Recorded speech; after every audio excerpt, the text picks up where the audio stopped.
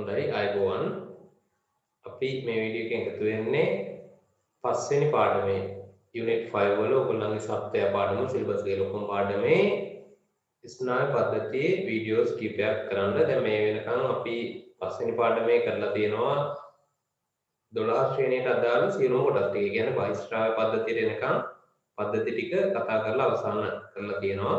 කලින් මේ වීඩියෝස් ටික පිළිවෙලට ඔයගොල්ලන්ට හම්බෙලා ඇති. ඊළඟට මේ එන්නේ ස්නායු පද්ධතිය. මේකෙත් වීඩියෝ කිහිපයක් තියෙනවා. අපි අර කලින් 2021 කට්ටියට කරපු අවස්ථාවේ ඒ වීඩියෝස් ටික දැනටත් තියෙනවා. ඒතකොට ඒකත් එක්ක ඒකේ පළවෙනි කොටස. ඒ කියන්නේ ස්නායු පද්ධතිය හැඳින්වීම මම හිතන කරලා නැහැ. එතන පටන් ගත්තේ කොටම අර ඒ වෙලාවේ ගැටලු ළමයින්ට ගැටලු තිබිච්ච කොටස් නිසා එතෙන්දී මම ආරම්භ කළේ මේ ස්නායු ආවේග සම්ප්‍රේෂණය කියන කොටසෙන් තමයි උපාගමය. ඒ කොටස් ටික තමයි එතන ආවරණය කළේ. මෙතන අපි දැන් පිළිවෙලක් ඇතුව මේක සම්පූර්ණ කරන්න ඕන නිසා මුල. ඒ කියන්නේ ස්නායු පද්ධතිය ආරම්භයේ තියෙන ස්නායු පද්ධතිය කියන්නේ මොකක්ද? එකෙන් කරන්නේ කොහොමද? ඊළාට සත්ත්ව රාජධානිය තුළ කොහොමද ස්නායු පද්ධතිය සතුන්ට හිමි වෙලා තියෙන්නේ? ඒකේ විවිධත්වය කොහොමද? සහ මානවයාගේ ස්නායු පද්ධතියට හැඳින්වීමක් වගේම මොළය. මොළය කියන කොටස ඒකේ සම්පූර්ණ මොළයේ ව්‍යුහය අධ්‍යයනය කිරීමක් මූලික වශයෙන් මූලික කරුණු ටික අධ්‍යයනය කිරීමක් මේ වීඩියෝ එකෙන් අපි කරගෙන යනවා. හරි. එහෙනම් මුලින්ම ස්නායු පද්ධතියක අවශ්‍යතාවය මොකක්ද? මූලිකව අපි ඒක දැනගන්න ඕනේ. මේ ස්නායු පද්ධතියත් එක්කම කතා වෙන වචනයක් තමයි සමායෝජනය කියලා කියන්නේ. වද සමායෝජනය. මේක ඕගොල්ලෝ අර පළවෙනි පාඩමේ හැඳින්වීමේදීත් අපි කතා කරා සමායෝජනය. සමායෝජනය හා සමස්ථිතිය එහෙම කියන වචන දෙකක් තියෙනවා. ඒක සමස්ථිතිය කියන්නේ මොකක්ද කියන එක අපි මේ පාඩමේම අන්තිම හරියට කතා කරනවා. මූලිකව ස්නායු පද්ධතියෙන් වෙන දේ තමයි සමායෝජනය. ඒ කියලා කියන්නේ අර කලින් උද්දීප්‍යතාව හා සමායෝජනය කියලා වචනයක් ඔයගොල්ලන්ට මතක ඇති. පළවෙනි පාඩමේ තිබ්බ ජීවීන්ගේ ප්‍රධාන ලක්ෂණ විදිහට මේ උද්දීප්‍යතාව හා සමායෝජනය.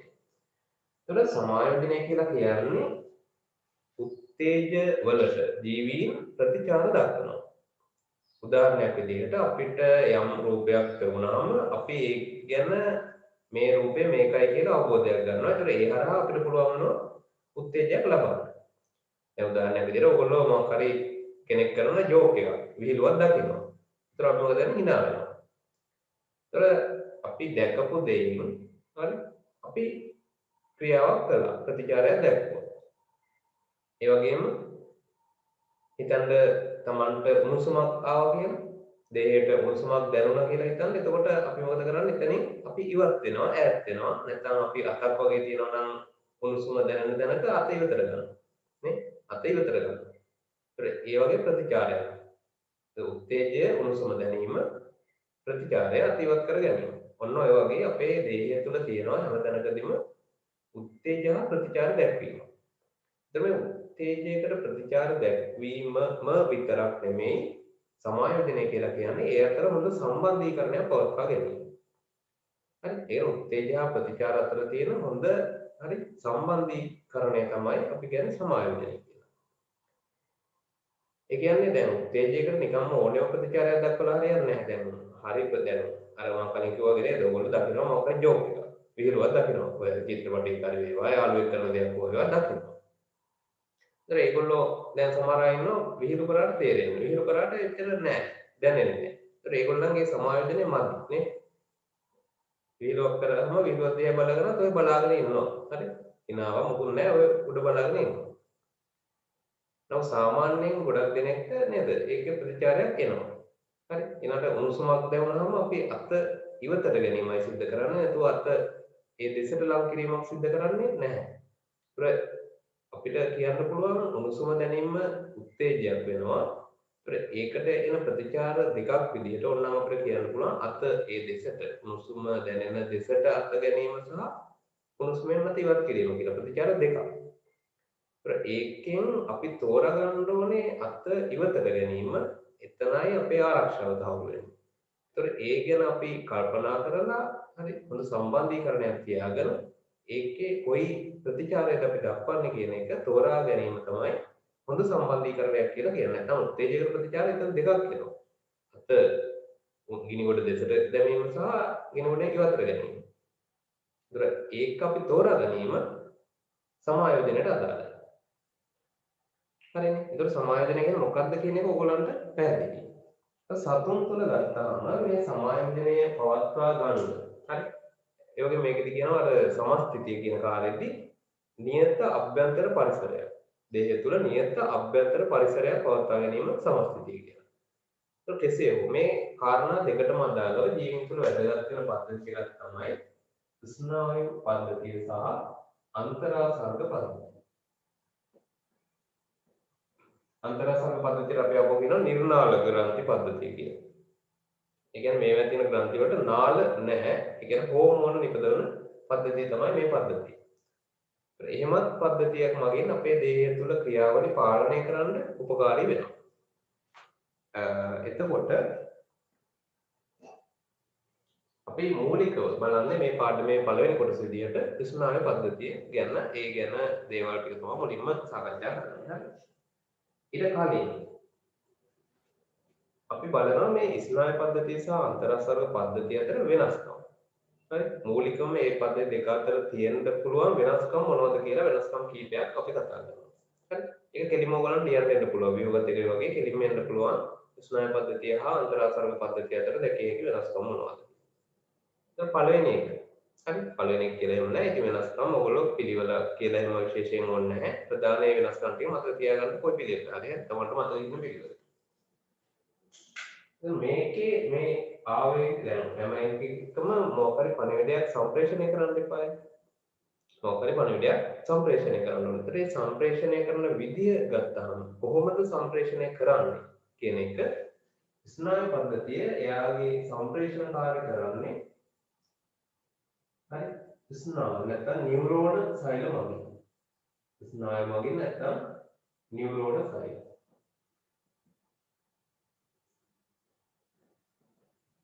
අන්තරාසර්ග පද්ධතිය තමන්ගේ සම්ප්‍රේෂණ කාර්යය කරන්නේ රුධිරය මගින්.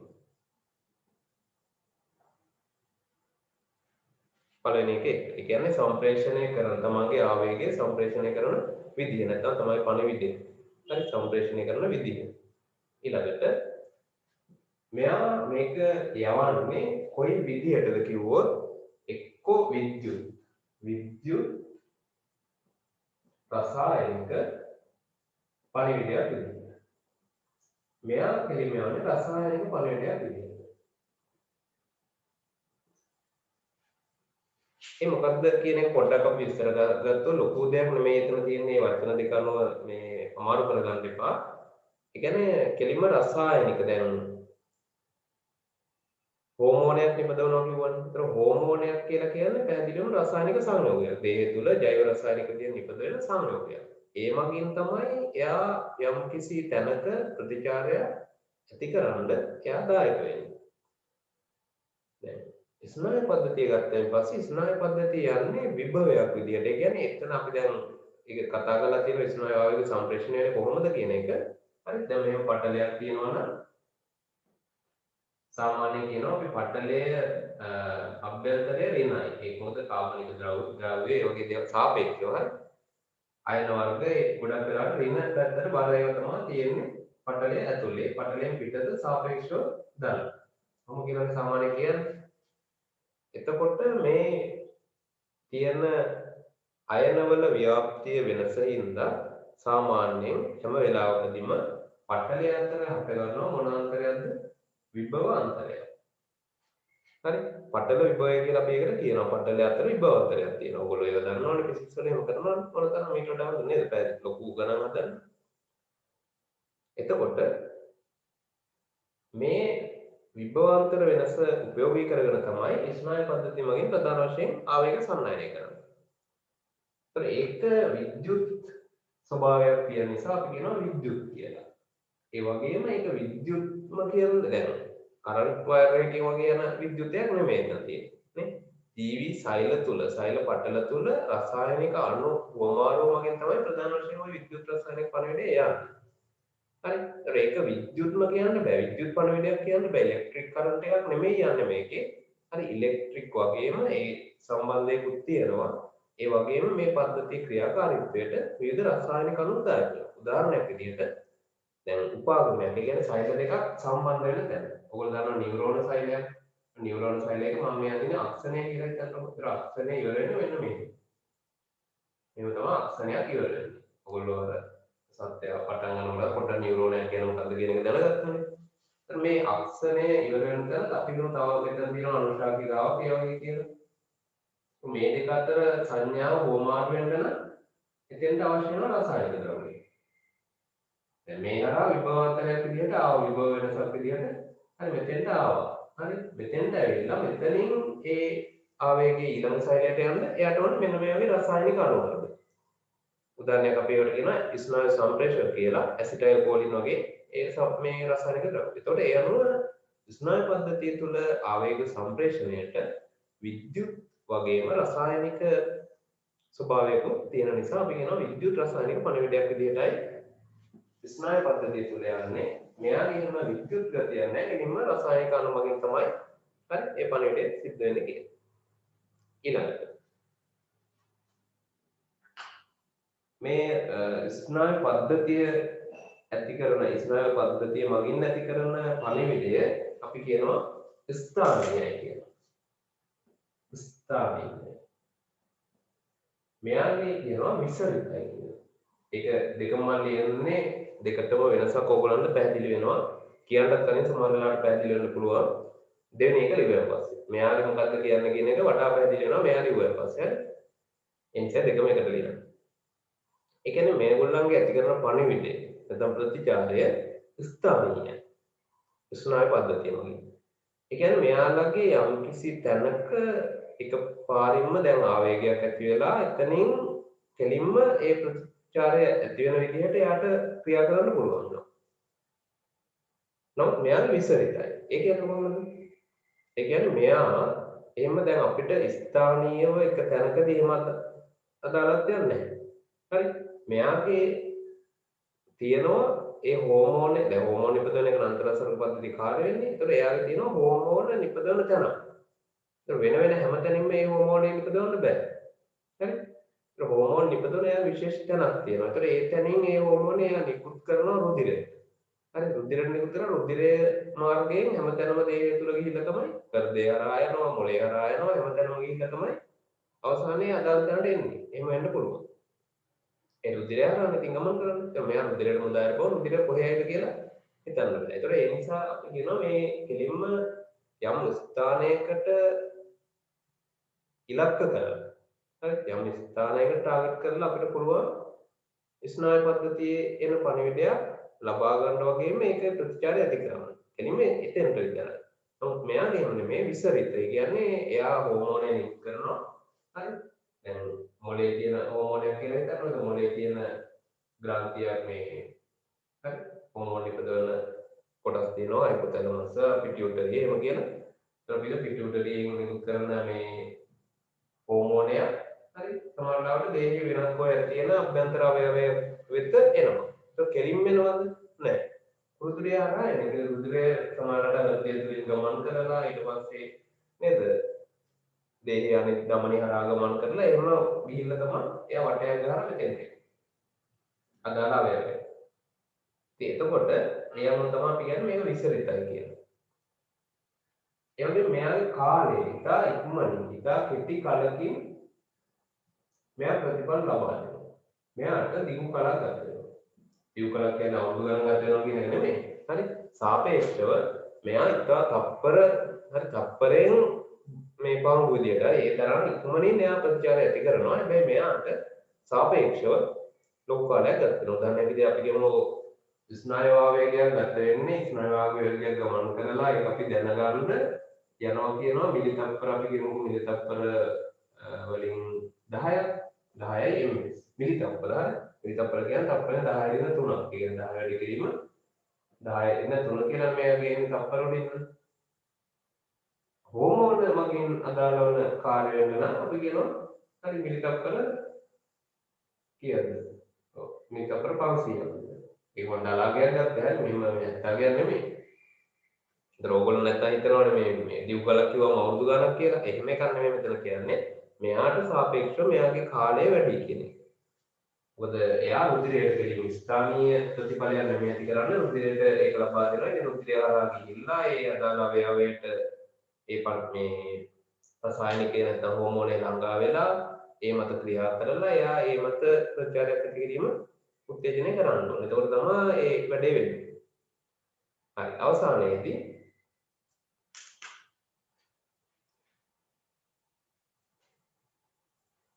මෙයාගේ දැන් ප්‍රතිචාරයක් ඇති වෙනවා නම් ඒ ප්‍රතිචාරයේ කාල සීමාව කෙටි කාලයකට. මෙයාගේ දිගු කාලීනව දිගු කාලයක කියලා එනවා දිගු කාලීන ප්‍රතිචාර ඇති කරනවා. මෙන්න මේ කියන ලක්ෂණ වලින් මේ පද්ධති දෙක වෙනස් වෙනවා.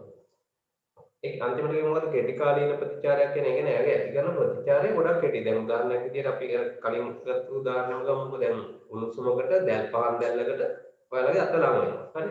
මේ පහන් දැල්ලක් තියෙනවා. ඒකට දන්නේම නැතුව නිින්ද ගිහලා කොහොම හරි අත ළඟ වෙනවා මේ පහන් දැල්ලට.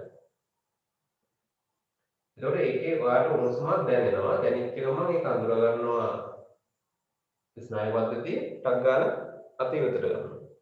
එතන කෙටි කාලීන ප්‍රතිචාරය. නමුත් අන්තරාසම පද්ධතියෙන් ඇති වෙන උදාහරණයක් විදිහට අපි කියනවා දැන් වර්ධක හෝමෝන, growth hormone කියලා හෝමෝන එකක් තියෙනවා. ඒ වර්ධක හෝමෝනේ එයා නිපදවනවා.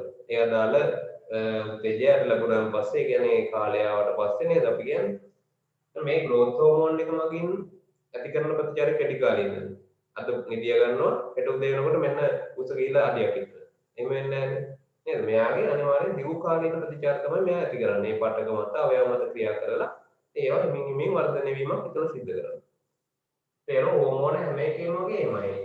සමහරක් ඒවා එහෙම නැතුව සාපේක්ෂව ඉක්මන් විදියට ප්‍රතිචාර දැක්වීමක් කරනවා. කෙසේ හෝ දිගු කාලීන සාපේක්ෂව දිගු කාලීන ප්‍රතිචාරයක් ඇති කරන්න මෙයා දානවා. හොඳයි. එතකොට මෙන්න මේ ලක්ෂණ ටික හොඳට මතක තියාගන්න. මොනවද ලක්ෂණ ටික වෙන්නේ? මේකේ මුලින්ම ප්‍රතිචාර මෙයා මේක සම්ප්‍රේෂණය කරන්නේ කොහොමද? ඊළඟට සම්ප්‍රේෂණය කරන ආකාරය මොකද්ද? විද්‍යුත් රසායනික පණිවිඩයක් විදියට. ඊළඟට ක්‍රියා කරන ස්ථානය අනුව ස්ථානීයද විසරිතද? හරි. මෙයාගේ ඉතා කෙටි කලකින් මේ ආවේග සම්ප්‍රේෂණය සිද්ධ වෙනවා. ඒ වගේම ප්‍රතිචාරය ඇතිවීමත් කෙටි කාලීනයි. කෙටි කාලයකින් ප්‍රතිචාරය ඇති වෙලා අවසන් වෙනවා. මෙයාගේ ගත්තාම සම්ප්‍රේෂණය වෙන්නත් දිගු කාලයක් ගත වෙනවා. ඒ වගේම ප්‍රතිචාරය දිගු කාලීනේ පවතින එකක් වෙනවා. හරි. ඔය තමයි ඒතකොට වෙනස්කම් ටික. ඒ ටික හොඳට ඔයගොල්ලෝ පාඩම් කරගන්න ඕනේ. ඊළඟට බලනවා සත්ත්ව රාජධානිය තුළ කොහොමද මේ ස්නායු පද්ධති සත්ත්වයන් තුළ විවිධ වෙලා තියෙන්නේ කියලා. සත්ත්ව ලෝකයේ තුල මම අහුවොත් ඔයගොල්ලන්ට මුලින්ම ස්නායු පද්ධතියක් ඇති වුණේ කාටද කියලා කිව්වොත් කොහොමද අපි කියන්නේ? මුලින්ම ස්නායු පද්ධතියක් ඇති වුණේ නිදාවියාවන්ට. ඒ කියන්නේ අපේ පළවෙනියට අපි කතා කරන වංශයට ස්නායු පද්ධතියක් තිබ්බා.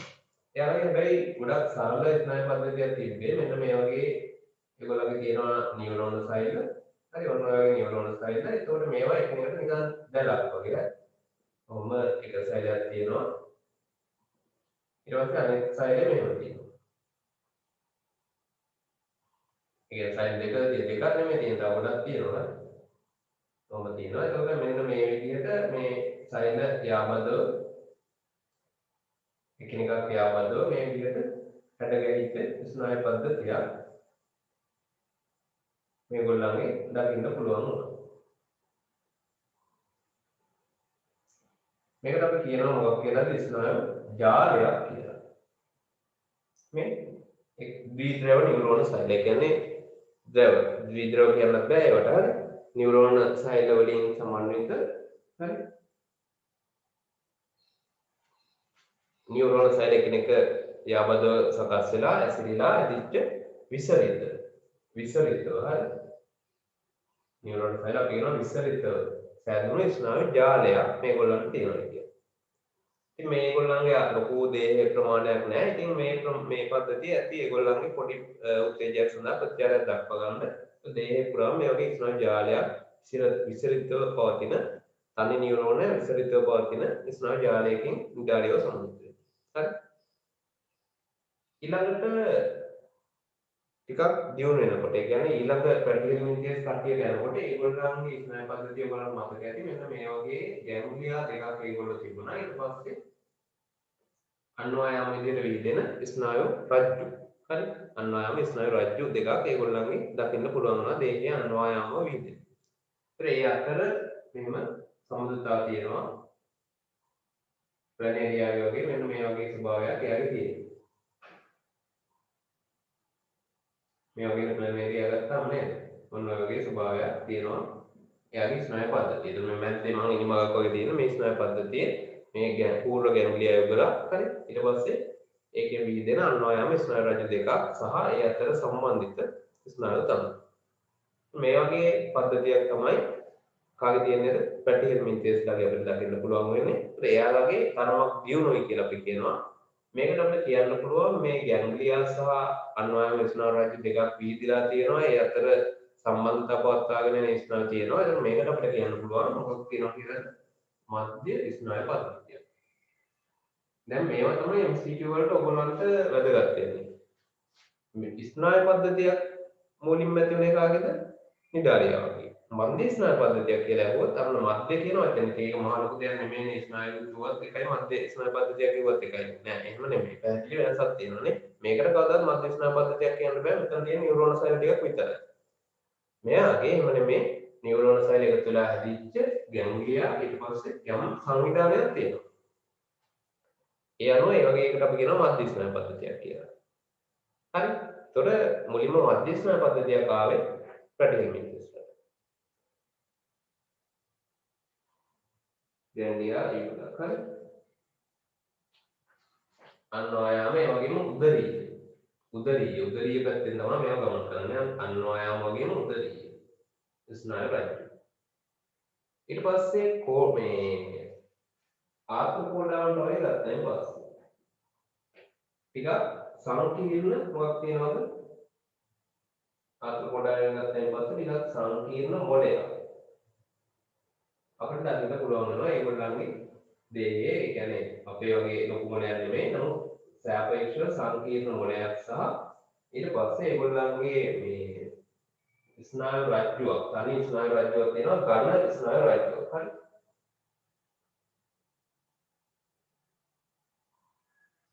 මෙන්න මේ වගේ ඝන ස්නායු රැහැනක් තියෙන. ඒතකොට මේ ඝන ස්නායු රැහැනේ ඛණ්ඩික. ඒ කියන්නේ අපි කියනවා මේ ඛණ්ඩිතයි කියලා. ඝන ස්නායු රැහැනක්. හරි.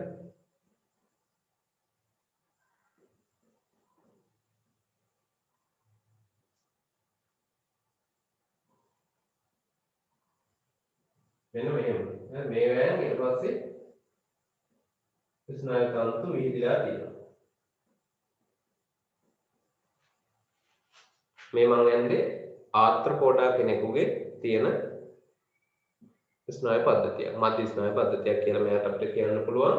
ඒතර මෙයාගේ සංකීර්ණ මොලයක් තියෙනවා. ඊට පස්සේ ඒ ඔස්සේ විහිදලා යන අන්වායාම ස්නායු රජ්ජුවක් තියෙනවා කලින් කට්ටියක වගේම. ඒතර ඒක උදරීයයි. හරි. ඝන ස්නායු රජ්ජුවක් උදරීය අන්වායාම. හරි.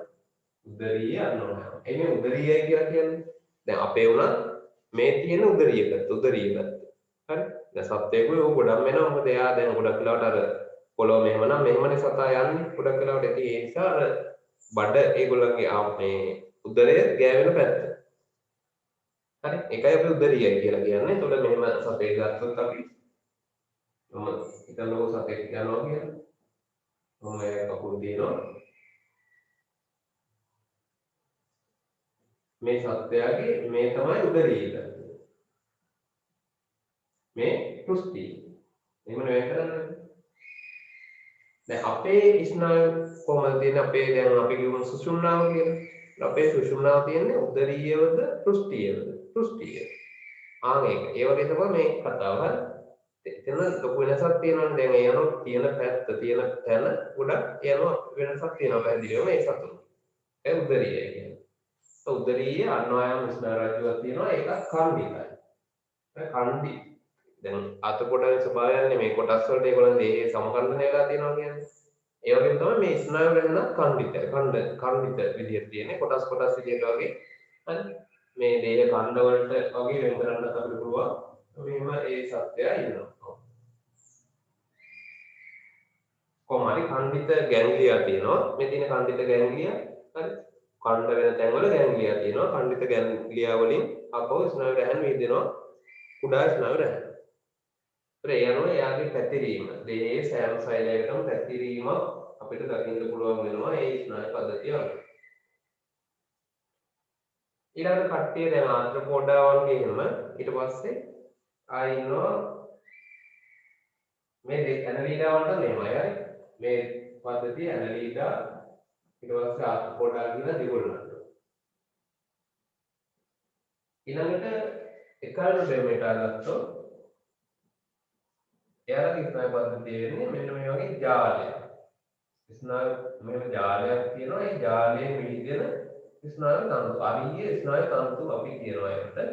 මේක උදාහරණ සතෙක් පසඟිල්ලනේ. පසඟිල්ලක් මෙහෙම යන්නේ. මොකද එයාගේ පංචාරිය සමිතියක් තියෙනවා. හරි මේ මම ඇදලා තියෙන මේ ආරියේ ස්නායු ජාලය වලය. මේ ජාලයක් නෙමෙයි ඒක වලයක් කියලා අපි කියන්නේ. ජාලයක් කියන්නේ මේ වගේ එකක්. හරි. මේ වගේ එකක් ජාලයක් කියන්නේ. මේක ස්නායු වලයක්. හරි. මේවා අරිය ස්නායු. පැහැදිලිද? ඒත් මේ වගේ පද්ධතියක් එකන්ඩේමන්ට් එක තියෙන්නේ. ඒකත් සරල පද්ධතියක්. ඒ කියන්නේ දැන් සාමාන්‍ය මෙයාට වඩා සරලයි කියලා තේරෙනව නේද මෙයාගේ? මේක හරි. ඊට පස්සේ කෝඩේටාව එක ගත්තාම ඉතින් කෝඩේටාවන්ගේ මධ්‍ය ස්නායු පද්ධතියක් තියෙනවා.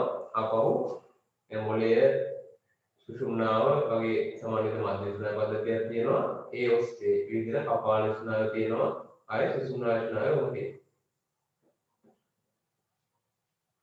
කෝඩේටාව වගේමයි ප්‍රධාන වශයෙන් මධ්‍ය ස්නායු පද්ධතිය සහ පරයන්ත ස්නායු පද්ධතිය කියලා ස්නායු පද්ධතියේ වර්ග දෙකක් තියෙනවා. ඒ වර්ග දෙකට අදාළව දේහ පුරා ස්නායු තන්තු විහිදිලා තියෙන සංකීර්ණ ස්නායු පද්ධතිය කෝඩේටාවට එනකොට අපිට දකින්න පුළුවන්. හරි එහෙනම් ඔය තමයි සත්ත්ව වංශවල තියෙන ස්නායු පද්ධතිය වල විවිධත්වය. ඒත් මෙයාලගේ දැන් මේ සංවේදී ව්‍යුහ විදියට මෙයාලගේ තියෙනවා අක්ෂිලප්ප. ඒ කියන්නේ මේවා අක්ෂිලප්ප මේ යන්නේ අක්ෂිලප්ප නෙමෙයි.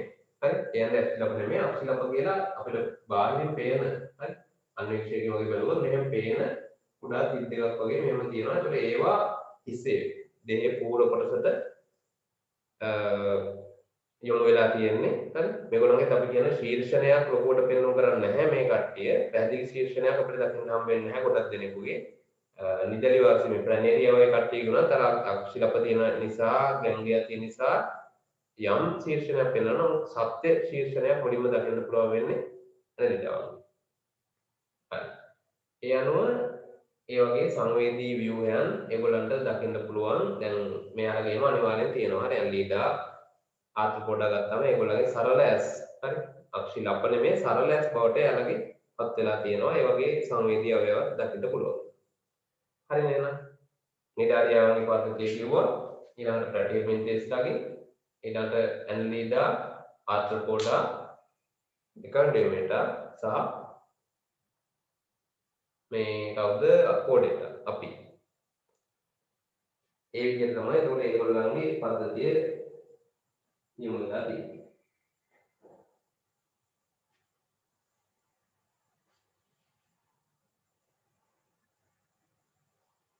ඇනලිඩා සහ ආර්ථ්‍රොපෝඩා දෙන්නගෙම විශේෂයෙන් ඔයගොල්ලෝ කියන්න ඕනේ ඛණ්ඩිත ගැන්ග්ලියා තියෙනවා කියන එක.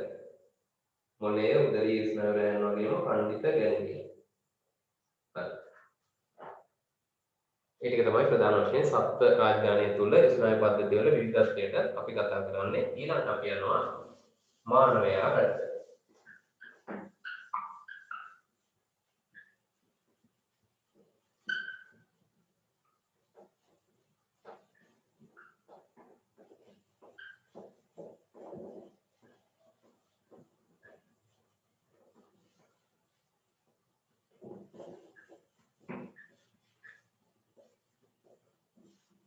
මානවයාගේ පද්ධතිය ගත්තාන් පස්සේ ප්‍රධාන වශයෙන් අපි වර්ගීකරණයක් පොඩ්ඩක් දාගමු මුලින්ම මානව ස්නායු පද්ධතිය වර්ගීකරණය කියලා.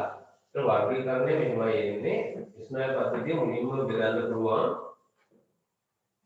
මධ්‍ය ස්නායු පද්ධතිය. මානවයාගේ ස්නායු පද්ධතිය ගත්තොත් හරි මානව ස්නායු පද්ධතිය මේක බෙදන්න පුළුවන් CNS IPNS කියලා.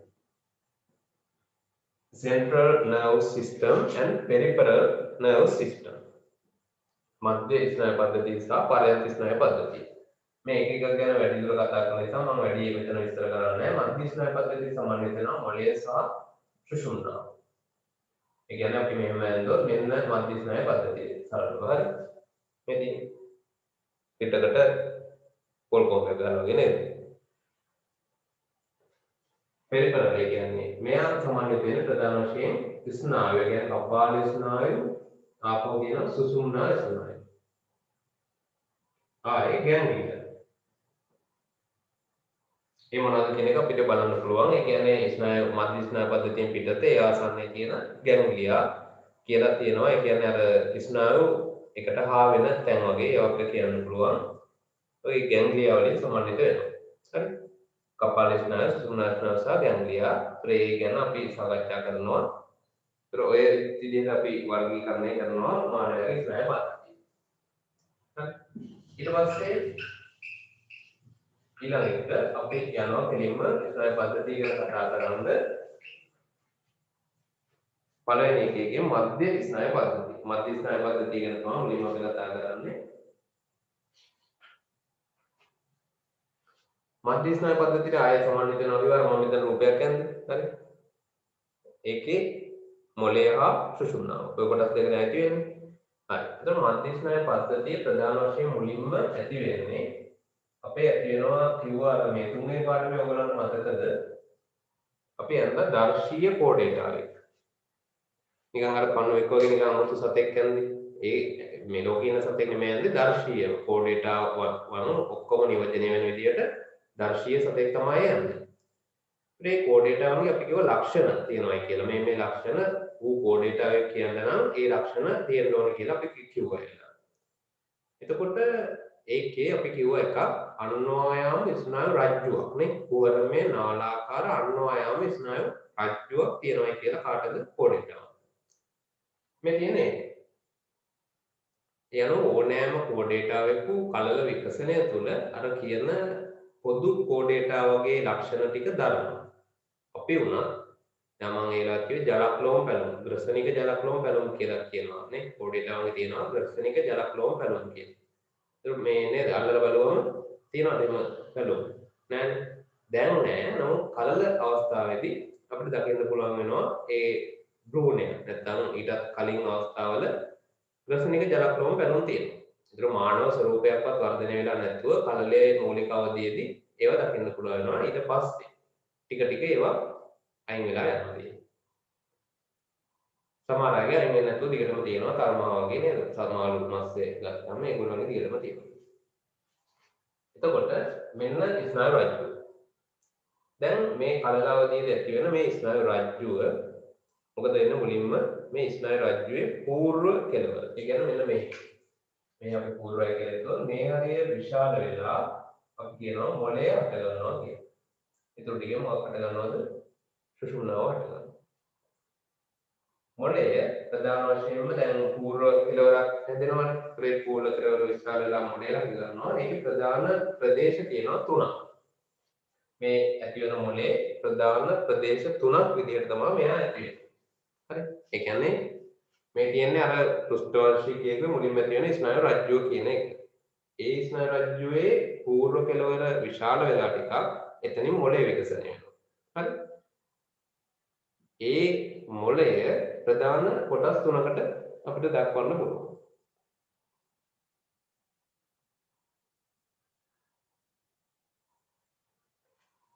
හරි. මේ මොළය කොටස් තුනකට මෙයාගේ අපිට වෙන් කරන්න පුළුවන්. పూర్ව මොළය, මධ්‍ය මොළය සහ අපර මොළය කියලා. ඒ අනුව ඒ විදිහට තමයි මොළයේ විකසනය වෙන්නේ. හරි. මෙතනින් ඇති වෙන අර විශාල වීම పూర్ව ප්‍රදේශ විශාල වෙලා තමයි මොළයේ විකසනය වෙන්නේ. හරි. එතන පොඩි සටහනක් මේ විදිහට දා ගන්නවා. මෙහෙම මේ මොකද්ද මේක අපි නම් කරලා වගේ ලියලා අපි ගත්තොත් පෘෂ්ඨීය ස්නායු රජ්ජුව. ස්නායු රජ්ජුව මෙයාගෙන් හට ගන්නවා පූර්ව පෙදෙස විශාල වීම මේ විශාලුනේ හරි පූර්ව පෙදෙස විශාල මොලේ හට ගන්නවා ඒකට ටිකෙන් සුසුම්නාව හදනවා විශාල වීම ඊට පස්සේ එතන මොලේ හට ගන්නවා මොලේ විකසනය වීම ඊළඟට මොලේෙන් කොටස් තුනක් මේ මොලේ තියෙනවා අපිට කොටස් තුනක් විදිහට දක්වන්න පුළුවන්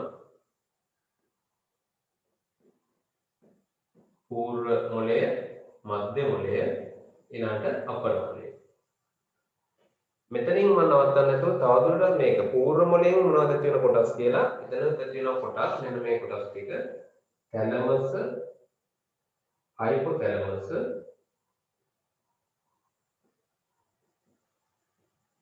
අපෝ කේතු දෙන්නේ මස්තිෂ්කයේ තැලමස් හයිපොතැලමස් සහ කේතු දෙන්නේ කේතු දෙයේ ඊළඟට මස්තිෂ්කය ඔක්කො එක මස්තිෂ්කය කියන මොලේ කියලා අපි වෙලා දින්නේ මස්තිෂ්කය තමයි අතරම අඳින්නේ හරි අනිත පොඩි පොඩි විවර තැලමස් හයිපොතැලමස් කේතු දෙය මස්තිෂ්කය හටගන්නේ පූර්ව මොලේ මධ්‍ය මොලයෙන් හටගන්නේ මොකද්ද ඒකේ මධ්‍ය මොලේම තමයි මධ්‍ය මොලේ හට ගන්නවා ඒතර එයාගෙන් හැදෙන එක තමයි මොකද්ද අර මේකේ තියෙනවා මස්තිෂ්ක වෘන්තය කියලා එකක් මස්තිෂ්ක වෘන්තයේ ඉහළ කෙළවර මස්තිෂ්ක වෘන්තය අපර කොටසෙන් හට ගන්නවා අනුමස්තිෂ්කය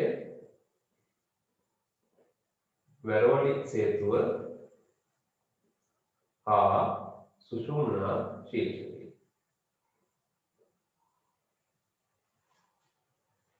අනුමස්තිෂ්කයේ වැරවලි සේතුව හා සුෂුම්නා ශීර්ෂකය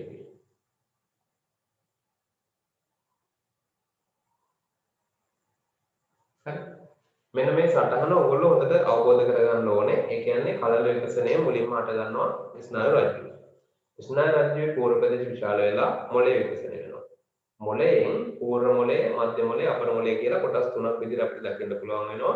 ඒ පූර්ව මොලය කියන ප්‍රදේශයෙන් තමයි ඒකෙන් තවදුරටත් විකසනය වීම සිද්ධ වෙලා තැලමස් හයිපොතැලමස් හේතු දේහය හා මස්තිෂ්කයේ විදිහට ඒවා විකසනය වෙනවා. ඊට මධ්‍ය මොලය කියලා තියෙනවා එකක් ඒකේ ඒක අපි දැන් මධ්‍ය මොලය කියලා වෙනම ගන්න මධ්‍ය මොලයම තමයි ඒක අපේ දැන් මොලයක් අපි දැන් යනදොත් ඒකෙන් පණ ජීවික මොලයක් යනදා වුණා ඒකේ මධ්‍ය මොලය කියලා ලකුණු කරන්න එකක් තියෙනවා. ඒතර මධ්‍ය මොලයෙන් ඒක මධ්‍ය මොලයම හට ගන්නවා. ඒ තියෙන්නේ කොහෙද මස්තිෂ්ක වෘන්තයේ ඉහළ කෙළවර.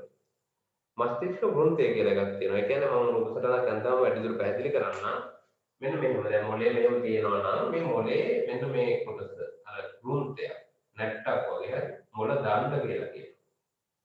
මෙන්න මෙහෙම කොටසක් තියෙනවා. මෙන්න මේක තමයි ඊට පස්සේ සුෂුම්නාවට සම්බන්ධ වෙන්නේ. හරි. මෙන්න මේ හරිය තියෙනවා අනුමස්තිෂ්කය. දැන් මෙන්න මේ කොටස මම මේ කොටු කරන කොටස ගත්තාම අපි කියනවා ඒකට මස්තිෂ්ක වෘන්තය කියලා. ඒ මස්තිෂ්ක වෘන්තය මේ තියෙන්නේ සුෂුම්නා ශීර්ෂකයේ කිව්වොත් මේක වැරවලි සේතුව වෙනවා මෙන්න මේ ටික. හරි මම අඳුරු කරන ටික මේක වෙනවා මොකද්ද මධ්‍ය මොලේ. මේක මේ අඳුරු කරපු එක තමයි මධ්‍ය මොලේ කියන්නේ. හරි. ඒතර මොළ දාන්න නැත්නම් මේ මස්තිෂ්ක වෘන්තයේ ඉහළ හරියට මස්තිෂ්ක වෘන්තය මේක නම් ඒක ඉහළ කෙළවර හදන්නේ මධ්‍ය මොලේ. ඊළඟට අපර මොලයෙන් හදනවා අනුමස්තිෂ්කයේ වැරවලි සේතුව හා සුෂුම්නා ශීර්ෂකය. ඒතර ඔය කොටස් ටික තමයි ප්‍රධාන වශයෙන් ඔයගොල්ලෝ දැනගන්න ඕනේ. ඊට පස්සේ මෙතෙන්දීම තව දෙයක් අපි කියන්න ඕනේ. මේ ස්නායු රජ්ජුව අපි කියද්දි කිව්වා මේක කුහරමයයි කියලා. කියන්නේ මෙයා හරස් කඩක් කපුවොත් මෙන්න මේ වගේ. මෙහෙම තියෙනවා. මොන වගේම එකක් තමයි. ඒක නිකම්ම ඝන ස්නායු රජ්ජුව නෙමෙයි. දැන් අර ඇනලිඩාවන්ගේ ආත්‍රපෝඩාවන්ගේ ඒකෙදී අපි කියන්නේ ඝන ස්නායු රජ්ජුවක් ඒගොල්ලන්ට තියෙනවා. ඒ කියන්නේ කපල බලුවම මෙහෙම කුහරයක් නෑ. දැන් මේ අපේ නම් මෙහෙම මේක විතරනේ ඝන වෙලා තියෙන්නේ. නැත්නම් කුහරයක් තියෙනවා. අරගොල්ලන්ගේ සම්පූර්ණ මෙහෙම ඝන. අරගොල්ලන් කියන්නේ ආත්‍රපෝඩා ඇනලිඩා වගේ කට්ටිය ගත්තොත් මේ විදිහට. අපේ නැත්නම් පෘෂ්ඨවංශයෙන් ගත්තාම මේක කුහරමය ස්නායු රජ්ජුවක් වෙනවා. එතකොට මේ කුහරමය ස්නායු රජ්ජුව මෙන්න මේ කුහරය මගින් අපි කියනවා ඒකට මධ්‍ය නාලය කියලා. මධ්‍ය නාලය. අර කුවරමේකේ කුවරයට අපි කියනවා මධ්‍ය නාලය කියලා මේක. මේ තියෙන මධ්‍ය නාලය. මේ මධ්‍ය නාලය දැන් ඔයගොල්ලෝ දන්නවා ඔයගොල්ලන්ට පැහැදිලි වෙනවා දැන් මේක දිගටම තියෙනවනේ. මෙතෙන්ද ගම මේ කුවරමේ ස්වභාවය තියෙනවා. ඒතර ඒක මොලේ තියෙනවා. මේකෙත් මධ්‍ය නාලය තියෙනවනේ. කොහොම දිගටම තියෙනවා. එතන මේ මොලේ ප්‍රදේශයේ තියෙන මධ්‍ය නාලය මගින් හට ගන්නවා කියනවා මොනවද? මස්තිෂ්ක කෝෂිකා. මස්තිෂ්ක කෝෂිකා හතරක්. මේ මස්තිෂ්කයේ දකින්න පුළුවන් කෝෂිකා. නිකන් කුහරමය වගේ ස්වභාවයක් තියෙන තැන් අපිට දකින්න පුළුවන් වෙනවා මස්තිෂ්කයේ. ඒ වගේම හතරක්. ඒතර ඒ හතරෙන් ප්‍රධාන වශයෙන් තුනක් තියෙනවා පූර්ව මොලේ. තුනක් වෙන තියෙන්නේ පූර්ව මොලේ. එකක් අපර මොලේ.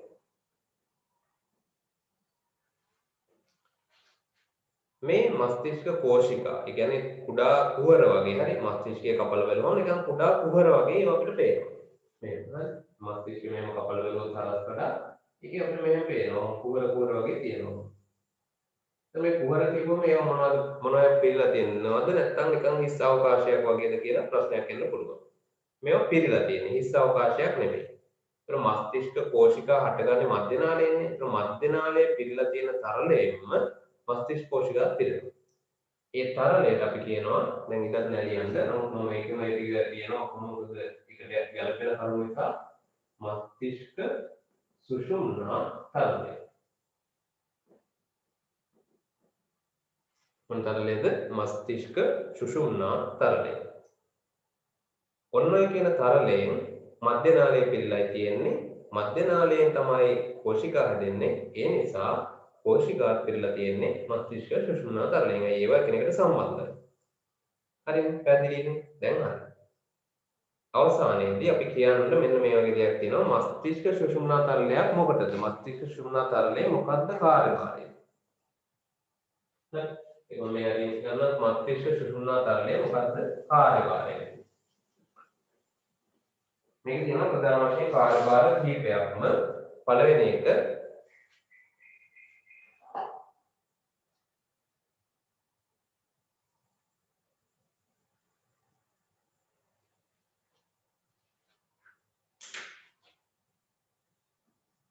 මොලේ සුෂුම්නාවට එන පීඩනය ඒකාකාරව පවත්වා ගැනීම.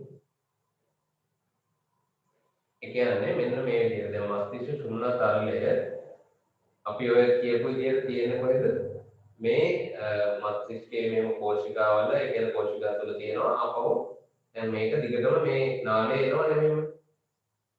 මේක ඒ විදිහට පිළිලා තියෙන්නේ තරලය. ඒ විතරක් නෙමෙයි මෙයාගේ වටේ යම් ආවරණයක් විදිහට මේ මස්තිෂ්ක සුෂුම්නා තරලය ඔහම තියෙනවා. ඔය කළු පාටින් අඳපු ප්‍රදේශයේ මස්තිෂ්ක සුෂුම්නා තරලයේ යම් ප්‍රමාණයක් තියෙනවා. ඒතකොට ඒ අනුව මේ පීඩනය ඒකාකාර කරගන්න. හරි? ඒ කියන්නේ යෙදෙන පීඩනය දැන් ද්‍රවයක් මත දැන් අපි මෙතන ඝන පෘෂ්ඨයක් මත පීඩනය යෙදුනම ඒක එක් තැනකට විතරයි බලපාන්නේ. මෙහෙම. හරි? මෙතෙන්ට පීඩනය යෙදුනම මෙතන විතරයි ඒ පීඩනය බලපාන්නේ. මෙතන විතරයි. නමුත් ද්‍රවයක් එහෙම නෙමෙයි. ද්‍රවයක් තුල මොකද වෙන්නේ? ඔයගොල්ලෝ ෆිසික්ස් වලට ඒක ඉගෙන ගන්නවා ඇති. හරි? ද්‍රවයක් තුල පීඩනයක් යොදපුවාම ඒක ද්‍රවය තුල මොකක් වෙනවද? ඒකාකාරව පැතිරෙනවා. හැම පැත්තටම ද්‍රවය තුල පැතිරෙනවා. යනවා ඝන ස්වභාවයෙන් නැතුව මේ විදිහේ තරලයක් අපේ මස්තිෂ්කය තුලත් ඒ වගේම සුෂුම්නාව තුලත් ඒ වගේම මේ ආවරණයක් විදිහට වටා මොලේ හා සුෂුම්නාව වටා පැවතීම වගේ මොකක් වෙනවද? යෙදෙනා වූ පීඩනය දේහය තුලින් යම් ක්‍රියාකාරීත්වය නිසා යෙදෙනා වූ පීඩනය ඒකාකාරව ව්‍යාප්ත වෙනවා. එක තැනකට ලොකු පීඩනයක් යෙදෙන්නේ නැහැ. ඒක උදව්වක් වෙනවා මේවා ආරක්ෂාව පවත්වා ගන්න. දෙවෙනි එක තමයි පීඩන ඒකාකාර කිරීම ඊළඟ කම්පන අවශෝෂණය. කම්පන අවශෝෂණය කිරීම. ඒකත් ගොඩක් වැදගත් කාර්යයක්. මොකද මේ තරලය තියෙන නිසා අපිට යෙදෙන මොලේ වෙත සුෂුම්නාව වෙත යෙදෙන කම්පන ගොඩක් එයා අවශෝෂණය කරලා ඒ වට හානි වෙන එක වළක්වනවා. ඊළඟ තමයි පෝෂක ද්‍රව්‍ය සැපයීම. පෝෂක සැපයීම. ඒ කියන්නේ මේ මස්තිෂ්ක සුෂුම්නා තරලය කිව්වම ඒක නිකන් තරලයක් විතරක් නෙමෙයි. ඒකේ ගොඩක් අයන වර්ග ඊට පස්සේ ග්ලූකෝස් ඒ හැම දෙයක්ම දිය වෙලා තියෙනවා. දැන් රුධිර නාල මොළය තුල එහෙම ගමන් කරන්නේ නැහැ. ඒවා ගමන් කරන්නේ ගොඩක් වෙලාවට මස්තිෂ්ක ශුන්‍ය තරලය දක්වා. ඒක මස්තිෂ්ක ශුන්‍ය තරලයට තමයි මොකක් වෙන්නේද රුධිරයේ පෝෂක ද්‍රව්‍ය ටික ඒ හැම දෙයක්ම එකතු වෙන්නේ. මස්තිෂ්ක ශුන්‍ය තරලය කියන එක මොකද ඒක මොළයට ආශ්‍රිතව මොළය වටාත් ඒ වගේම ඇතුළත මධ්‍ය නාලය හරහා සම්බන්ධයි. තියෙනවා මස්තිෂ්ක ශුන්‍ය තරලයට අපේ තියෙන පෝෂක ටික දුන්නා නම් එයා ඒක කෙලින්ම මොළයට දෙනවා ශුන්‍යාවට දෙනවා. ඒවා තියෙන නියුරෝන සෙල් වල ක්‍රියාකාරීත්වයට අවශ්‍ය කරන ඒ සෑම දෙයක්ම සපයනවා. ඒ අනුව පෝෂක සැපයුම සිද්ධ කරන්නේ මොළේ හා ශුන්‍යාවේ තියෙන පටක වලට ස්නායු පටක වලට මස්තිෂ්ක ශුන්‍ය තරලය වගේ. අවසාන එක තමයි අපද්‍රව්‍ය ඉවත් කිරීම. ඒ කියන්නේ නියුරෝන සෛල ක්‍රියාකාරීත්වය නිසා නිපදවෙන විවිධ අපද්‍රව්‍ය කෙලින්ම ගමන් කරන ඒවාට මේ තරලය. එතනින් තරලයට ගමන් කරනවා. ඒක තරලය තමයි අපෝ රුධිරයට ටික ලබා දෙන්නේ විසරණය කරන්නේ. හරි ඒ තමයි මස්තිෂ්ක ශුන්‍ය තරලයේ කාර්යයන් ටික. ඊදර පීඩනයේ ඒකාකාරව පවත්වා ගැනීම, කම්පන අවශෝෂණය, පෝෂක සැපයුම සහ අපද්‍රව්‍ය ඉවත් කිරීම. අවසානයේදී මේ කොටසට අදාළව අපි කතා කරනවා මොකද්ද? කොහොමද මොළය හා සුසුම්නාව නැත්නම් මධ්‍යස්ථාන පද්ධතිය අදාළ මේ කොටස් ආරක්ෂා වෙලා තියෙන්නේ කියලා. හරි ආරක්ෂා වෙලා තියෙන්නේ කියලා කොහොමද ගත්තොත් පළවෙනි එක තමයි කපාලය.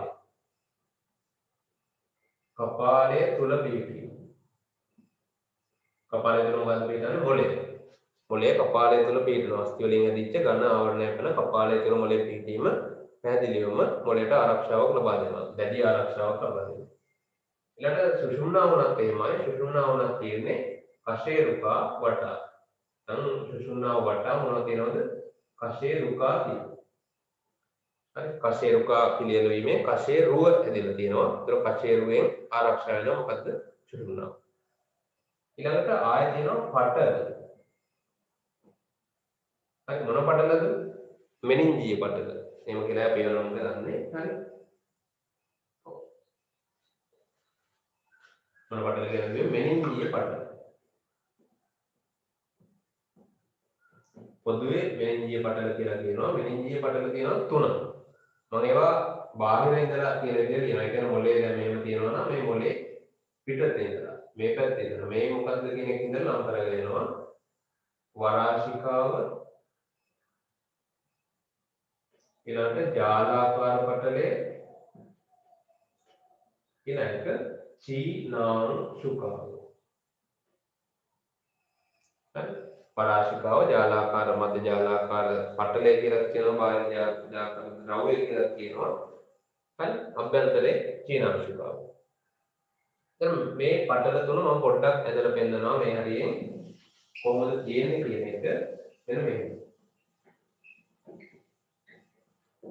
මේ හරි බලන්න හොඳට. දැන් මුලින්ම තියෙනවා අපේ හිස් කබල. මේක තියෙනවා හිස් කබල. හිස් කබලේ අපි කෙස් එකක් දාමු නේද? හිස් කබල කියලා බේරෙන්නේ. කොණ්ඩේ තියෙනවද නේද? මේකේ මේ විදිහට හිස් කබලෙන් ආවරණය වෙලා තියෙනවා. ඊට යටින් තමයි දැන් ওই පටල පද්ධතිය තියෙන්නේ. ඒක මේ හරිය තමයි මම අදින්නේ මස්තිෂ්කය. හරි. ඔන්න මස්තිෂ්කය තියෙන්නේ. මේ මස්තිෂ්කය.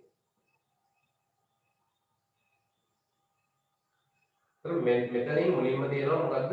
වරාශිකාව. ඊළඟ මධ්‍ය ජාලාකාර පටලය තියෙනවා. ඒ පටලය හරිද? සමාන්විත වෙනවා මෙන්න මේ වගේ තරලය තියෙනවා. මම කියවල මස්තිෂ්ක ශුන්‍ය තරලය තියෙනවා කියන පටල අතර ඒ පටල අතර මෙන්න මේ විදිහට මධ්‍ය ජාලාකාර පටලය ආශ්‍රිතව තමයි මස්තිෂ්ක ශුන්‍ය තරලය පිළිලා තියෙන්නේ. ඊට පස්සේ අභ්‍යන්තරව තියෙනවා චීනාංශුකාව. මෙන්න පටල ටික මේ මධ්‍ය ජාලාකාර පටලය මේ වරාශිකාව. මේ හිස් කබල. මේ කොණ්ඩේ. මෙන්න මේ විදිහට තමයි ඒකට මේ පටල ටික සමෝහණය වෙලා තියෙන පිළියෙල වෙලා තියෙන්නේ. හරි? හොඳයි. එහෙනම් ඔය ටික මූලිකව අපි දැනගන්න ඕනේ. ඊළඟට කෙලිම අපිට කතා කරන්න තියෙන්නේ මානව මස්තිෂ්කයේ ව්‍යුහය ගැන. ඒක මස්තිෂ්කයට අදාළ කොටස් ටික එකිනෙක කතා කරගෙන ගියාම ඒ ව්‍යාපාරයන් එක්ක ඒ කොටස සමාප්ත වෙනවා. හරි? එහෙනම් මූලිකව මේ ටික පැහැදිලි කරගන්න තියෙන ඇත්තටම මේ ටික. අනිත් කොටෙන් පැහැදිලි කරගන්න දෙයක් නෑ. ඊළඟට අපි මෙතන කියලා තියෙනවා ඇති වෙන්නේ කොහොමද කියලා ඒව මම අපව කියන්න යන්නේ නැහැ. මේ එක එක කොටසක් ගැන තමයි ඊළඟට අපි කතා කරන්න යන්නේ. යටතේ මුලින්ම අපි ගන්නවා මස්තිෂ්කය ගැන කතා කරන්න. මොකද ගන්න කියන්නේ මේ මස්තිෂ්ක වෘන්තිය කියන්නේ මොකද්ද? ඒක කොහොමද කිව්වනේ. හරි. දැන් මස්තිෂ්කයක් අඳින්න ආවොත් මස්තිෂ්කයේ වර්ධනව මෙන්න මෙහෙම එකක් කොහොමද දෙන්නේ? මස්තිෂ්කයේ මානව මස්තිෂ්කයේ ව්‍යුහය විස්තර කරන්න කියලා ප්‍රශ්නයක් එනවා. දැන් කොහොමද ව්‍යුහය විස්තර කරන්නේ?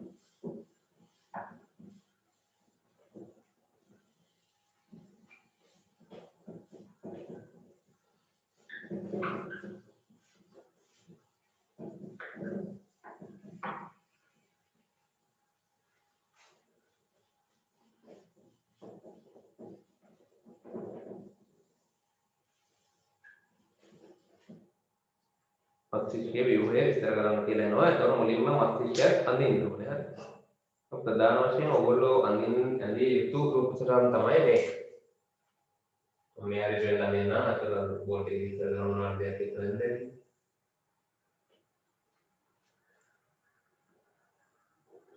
ඔයගොල්ලන්ගේ ඇඳීම ඉක්මන් කරගන්න ඕනේ. ඒ කියන්නේ ගොඩාක් වෙලා ඇඳීමට ගන්න නැහැ. මම දැන් පොඩ්ඩක් පැහැදිලි වෙන්න නිසා ඔයගොල්ලන්ට ටිකක් ඒක අඳිනවා. නමුත් නැත්තම් ඉක්මන් වෙන්න ඕන පුළුවන් උපරිම ඉක්මනින් මේක අඳින්න ඕන ඔයගොල්ලෝ උත්සාහ දරන්න ඕනේ එතෙන්ට ඇදගෙන හරි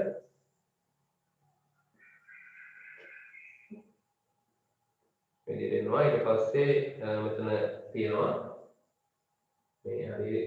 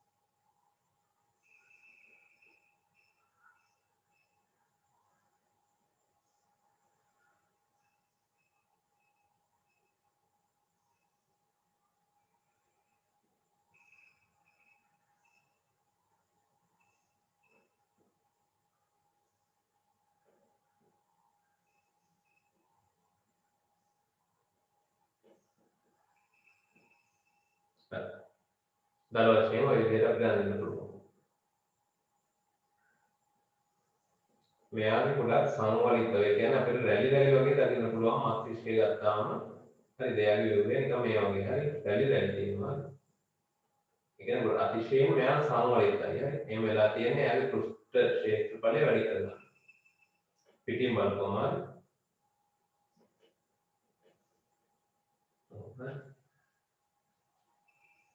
මෙයාත් ඒ වගේ එම ව්‍යුහයක්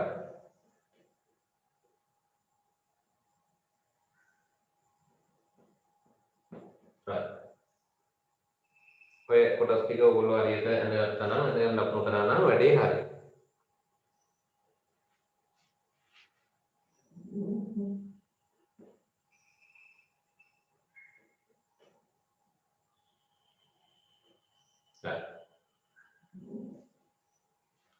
දල වශයෙන් මොලේ කියලා පේනවද නේද? ඔව්. ඊට පස්සේ අපව ඔයගොල්ලෝ මේකම අඳින්න ඕන රූපසටහන හරිනම් නිකම් මොලේ මේ කියන්නේ බාහිරින් අපිට පේන මොලේ රූපසටහනකුත් අපි අඳින්න ඕනේ. මොකද මේකේ ඛණ්ඩිකා ටික නම් කරන එක ඔයගොල්ලන්ට සමහරක් වෙලාවට ලකුණු දෙන්න යකඩක් තියෙන නිසා. ඒතර ඒකේ නිකම් මේ වගේ එකක් ඇඳලා ඊට පස්සේ මේ කාණ්ඩික ලකුණු කරා නම් ඒ ඇති.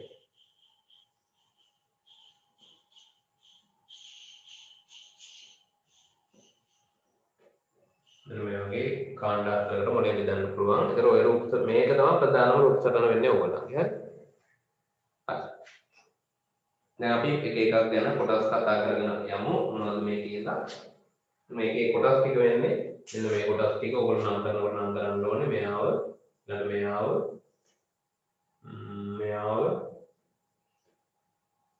මෙයාව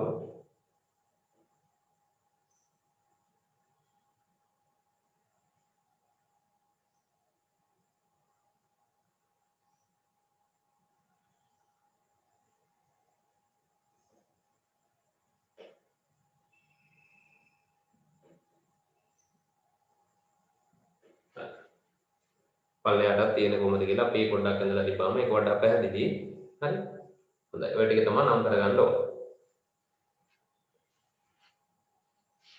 ඊළඟට අපි දැන් කතා කරමු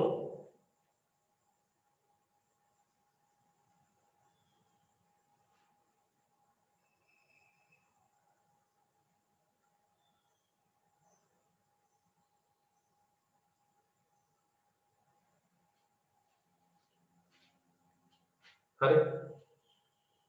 මොළය ගත්තයින් පස්සේ මානවයාගේ මස්තිෂ්කය ගත්තයින් පස්සේ මේක එක්තරා විදිහක දල වශයෙන් ගෝලාකාර ව්‍යුහයක්. හරි. මානවයාගේ මස්තිෂ්කය ගත්තාම. ඒතර මේ ගෝලාකාර ව්‍යුහය මෙයාගේ ප්‍රධාන වශයෙන් තියෙන්නේ අර්ධගෝල දෙකකට. මොන ගෝල දෙකකටද? අර්ධගෝල දෙකකට. ඒ කියන්නේ මොකද්ද? ඒ කියන්නේ හරියට මේ දැන් ගෝලයක් ගත්තාම ගෝලයක් නම් ඒක සම්පූර්ණයෙන්ම ගෝලයක් වෙන්න එපා නේද? ෆුට්බෝලයක් හිතන්න ෆුට්බෝලේ ගෝලයක් විදිහට සම්පූර්ණයෙන්ම තියෙනවා. නමුත් මස්තිෂ්කය ගත්තාම ඒ විදිහේ සම්පූර්ණ ගෝලයක් නෙමෙයි තියෙන අර්ධ ගෝල දෙකක් එකට හා වෙලා වගේ. ඒ කියන්නේ උඩින් බැලුවොත් තමයි මේක පේන්නේ. උඩින් බැලුවම මෙන්න මේ වගේ තමයි පේන්නේ. අන්න මේ අතර තියෙන සම්බන්ධයක් එක දැනගෙන අපිට පේනවා. උඩින් බලනකොට. හරි. අර්ධ ගෝල දෙකක් එකට හා වෙලා වගේ. මෙහෙම. අර්ධ ගෝල දෙකක් මෙහෙම එකට හා වෙලා. මේ අර්ධ ගෝලයක් මේ තව අර්ධ ගෝලයක් කියලා ගත්තොත් මේ දෙක එකට මෙහෙම හා වෙලා තියෙන්නේ. ඒතකොට ඒක පැහැදිලිව වෙන්වීමක් පේනවා අපි මොලේ කෙනෙකුගේ අරගෙන කොහොම උඩින් බැලුවා. මේ අර්ධ ගෝල දෙක එකිනෙකින් යා වෙලා තියෙනවා කියනවා අපි කැලෝස දේහය. කැලෝස දේහය. මේක තන්තුමය හරි තන්තු වලින් හැදිලා තියෙන කොටසක්. ස්නායු තන්තු වලින් හැදිලා තියෙන කොටසක් කැලෝස දේහයෙන් තමයි ඒක සම්බන්ධ වෙලා තියෙන්නේ. හරි අර්ධගෝල දෙක. ඒතකොට ඊළඟට ගත්තයින් පස්සේ මේ මස්තිෂ්කයේ බාහිකය. හරි ඒ කියන්නේ මෙහෙම මස්තිෂ්කය අපි අරස්කඩ කලාරක යනවා වගේ ගත්තාම මේකේ බාහිකය අපි කියනවා මස්තිෂ්කයේ බාහිකය දූෂණ ද්‍රව්‍ය වලින් හැදිලා තියෙනවා. මොන ද්‍රව්‍යද? දූෂණ ද්‍රව්‍ය. ඒ කියන්නේ මේ බාහිකය ගත්තාම මේක ටිකක් අර අඳුරු පැහැදිලි. අභ්‍යන්තරය ගත්තයින් පස්සේ අභ්‍යන්තරය මොන පාටද? ලා පාටයි. මේ හරිය ලා පාටයි. ඒවට අපි කියනවා ශ්වේත ද්‍රව්‍ය කියලා. ඇයි එහෙම වෙන්නේ? මේ මස්තිෂ්කය නම් මස්තිෂ්කයේ බාහිකයට වෙන්නට ඒ කියන්නේ බාහිරට ආසන්න ස්තරේ තද පැහැති කලාපයක් විදිහට අපිට පේනවා. අභ්‍යන්තරයේ ලා පැහැති කලාපයක් විදිහට පේනවා. ඒකට හේතුව තමයි ගොඩක් නියුරෝන සෛලවල මේ මස්තිෂ්කය හදන්නේ මේක තනිකර නියුරෝන සෛල ගුලියක් වගේ. හරි. එහෙම කියලා අපිට කියන්න පුළුවන් තනිකර ස්නායු සෛලනේ මේක තියෙන්නේ. එහෙනම් මේ ස්නායු සෛලවල සෛල දේහ බහුතරව අන්තර්ගත වෙන්නේ මෙන්න මේ කියන දූෂණ ද්‍රව්‍ය ප්‍රදේශයේ. ඒ කියන්නේ බාහිකය. හරි. මස්තිෂ්ක බාහිකය තමයි මේ සෛල දේහ නියුරෝන සෛලවල සෛල දේහ විශාල වශයෙන් එක් රැස්ලා තියෙන්නේ. ඒක හේතුවක් වෙනවා මොකද සෛල දේහයක් තුල සෛල දේහ ගොඩක් කණිකාමයයි. ඒ අනුව ඒ නිසා ඒක ගොඩක් මේ විදිහට දූෂණ ද්‍රව්‍ය කියලා නැත්නම් අර තද පැහැති කලාපයක් විදිහට අඳුරු පැහැදිලා පේන්න අපිට පේනවා. හරි. මෙහාට වෙන්න තියෙන්නේ සෛල දේහ. ඔයගොල්ලෝ දන්නවා ස්නායු සෛල වල සෛල දේහ වල මොනවද තියෙනවද? මයලීන් කොපු. මයලීන් කොපු තියෙනවා සෛල දේහ මේ ස්නායු තන්තු වල. දැන් උදාහරණයක් දෙනවා එක සෛලයක් මේකේ අඳිනවා. හරි. මේව තියෙනවා එක සෛලයක්. ඒතකොට ඒක සෛල දේහය මෙහෙම. මේ ස්නායු සෛලයක් කියලා හිතුවොත් මේකේ සෛල දේහය මෙහෙම. මෙයාගේ තියෙනවා මයලීන් කොපු. පැහැදිලිද? මේ තියෙන ස්නායු සෛලයක් ඒකේ මයලීන් කොපු තියෙනවා. ඒ මයලීන් කොපු ගත්තාම ඒවා ලා පැහැති. ඒ අනුව තමයි මෙයා ලා පැහැති විදිහට පේන්නේ. සෛල දේහ ගුණයක් විදිහට තියෙනකොට සෛල දේහ වල අපි කතා කරා නිවරණ සෛල දේහ ගොඩක් කණිකාමයයි. කණිකාමය තත්ත්වය නිසා මෙයා තද පැහැති විදිහට පේනවා. මෙතන මයලීන් කොපු නිසා ලා පැහැති කලාපයක් විදිහට පේනවා අභ්‍යන්තරේ. ඊළඟට කලින් කිව්ව කතාව මස්තිෂ්කය ගත්තයින් පස්සේ යාගේ තියෙනවා ප්‍රධාන කණ්ඩිකා හතරක් විදිහට අපිට දෙන්න පුළුවන්. මේක ලලාට. ලලාට කණ්ඩිකාව, මේක පාර්ශ්වික කණ්ඩිකාව කියලා අපි කියනවා. මේක අපර කපාල. අපර කපාල කණ්ඩිකාව, මේක ශංකක කණ්ඩිකාව කියනවා. මෙන්න මේ විදිහට කණ්ඩිකා හතරකට අපිට ප්‍රධාන වශයෙන් දල වශයෙන් මෙන්න බෙදන්න පුළුවන් මොළය. මොළය මේ මස්තිෂ්කය. හරි මොළය කිව්වම ඒකේ අර කොටස් ඔක්කොම එක. මේක තමයි මොළය. හරි මේ මොළය. මේ රූපයෙන් තියෙනවා මොළයට. ඒතර මේක අවුල අඳින්න හරි දැන් මස්තිෂ්කයේ ව්‍යුහය කියලා આવොත් මේක ලොකුට අවශ්‍ය නැහැ. මේක යන්නත් ඇති. මේකේ ව්‍යුහය ගත්තොත් මේ ඇවිල්ලා මොළය. හරි. මොළය ගත්තාම මොළයට හැම කොටසම නේ අපර මොළය, මධ්‍ය මොළය, පූර්ව මොළය කියන කොටස් තුනේම තියෙන කොටස් වල සංකලනය තමයි මොළය කියලා අපි හඳුන්වන්නේ. නිකන් අපේ සාමාන්‍ය භාවිතයේ ගොඩක් අය හිතන්නේ මේක තමයි මොළය කියලා. දැන් මේක නෙමෙයි මේ සමස්ත කොටසම මොළය. මේ කොටස අපි මොළය කියලා කියන එක ඇත්තටම මොකද්ද? මස්තිෂ්කය. හරිද? පැහැදිලි මේක? හරිද? මස්තිෂ්කය ගැන ඔය කතා ටික තමයි ඔයගොල්ලෝ පැහැදිලිවම කියන්න ඕනේ. මේකෙන් ඊට පස්සේ බලන්න අපි වෙන්නේ මොකද්ද කියන එක. ඊට පස්සේ මම කලින්ම කිව්වා මෙයා ගොඩාක් සංවර්ධ වෙලා තියෙනවා කියලා. ඒ කියන්නේ නැමුම් සහිතව සංවර්ධය කියන්නේ ඒකයි. අධික ලෙස නැමුම් වෙලා නැමුම් එක්රැස් වෙලා එකට ගොනු වෙලා වගේ තමයි මෙයාගේ ව්‍යුහය අපිට දකින්න පුළුවන්. ඒත් මේ විදිහට නැමුම් තියෙන එක හේතුවක් වෙනවා පෘෂ්ඨ වර්ග බලය වැඩි කරන්න. පෘෂ්ඨ වර්ග බලය වැඩි කිරීම එයාගේ ස්නායු ආවේග සම්ප්‍රේෂණය සඳහා වැඩි ඉඩකඩක් සපයනවා. වැඩි කාර්යභාරයක් කරන තැනක් මොළය කියලා කියන මුළු දේහයටම අදාළව එයාගේ සංවේද අඳුරා ගැනීම විවිධ උත්තේජ වලින් එන ඒ වගේම ඒවා සමායෝජනය කිරීමත් අපහු ප්‍රතිචාරයක් ඇති කිරීමට කටයුතු කරන්නේ මුල ආරම්භ ගන්නෙ මොළයමයි. ඒ නිසා එයා ලොකු කාර්යභාරයක් කරන නිසා එයාට ලොකු ඉඩක් ඒකට අවශ්‍යයි. ඒ අනුව තමයි පෘෂ්ඨ ශේෂ්ඨලයේ විදිහට වැඩ කරන්න තියෙන්නේ. හරි. එනවා ඔන්න ඒ කතා ටික. ඒ කතා ටික පැහැදිලිනේ. ඊට පස්සේ මොළයේ තියෙනවා මෙන්න මේ වගේ කොටස් තුනක්. හරි මොළය ගත්තාම ඒක තියෙනවා ප්‍රධාන වශයෙන් කොටස් තුනක්. මේක මම අයින් කරනවා. ඒ කියන්නේ ඒ කාර්ය මොකද්ද කියන එක බලන්නයි අපි ඊළඟට යන්නේ. මොළයේ ප්‍රධාන කාර්යභාරය. කාර්යභාරය මෙහෙමයි. දැන් මොළයක් අපි දල වශයෙන් මස්තිෂ්කය යනවා. මොළය ගැන නෙමෙයි අතට අපි කතා කරන්නේ මස්තිෂ්කය ගැන. මෙන්න මේ කොටස ගැන. ඒ කියන්නේ මෙන්න මේ කොටස. එයා ගැන කතා කරනකොට එයාගේ ප්‍රධාන වශයෙන් තියෙනවා සංවේදී ප්‍රදේශය කියලා. හරි.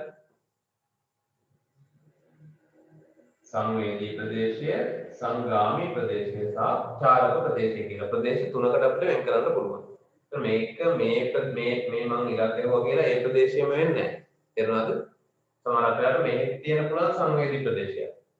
ඒක මම දල වශයෙන් යන්නේ අපි මෙහෙම නොගහ ඒ නිසා නිකන් මේ විදිහට දාගමු. මොළයේ තියෙන ප්‍රධාන ප්‍රදේශ තුනක් මොනවාද? සංවේදී ප්‍රදේශ එක, සංවේදී ඊළඟට සංගාමී අපහු චාරක. මස්තිෂ්කයේ තියෙන ප්‍රධාන ප්‍රදේශ තුන. එතකොට මේ ප්‍රදේශ තුනට අදාළව කාර්යභාරයන් තියෙනවා. සංවේදී ප්‍රදේශයෙන් තමයි ප්‍රධාන වශයෙන් මොළයට ලැබෙන උත්තේජ ආදිය හඳුනා ගැනීම සිදු කරන්නේ. හරි උත්තේජ හඳුනා ගැනීම. හරි. අපි කියනවා තොරතුරු ලබා ගැනීම හා තොරතුරු ලබා ගැනීම. සැකසීම. ඒ කියන්නේ මොකක්ද? දැන් උදාහරණයක් විදිහට ගන්න ඇහෙන් අපිට රූපයක් පේනවා. ඒතර ඒ රූපේ පේනවා කියන එක ලැබීම, තොරතුරු ලබා ගැනීම. ඊළඟට එයා ඒක සකසනවා. හරි.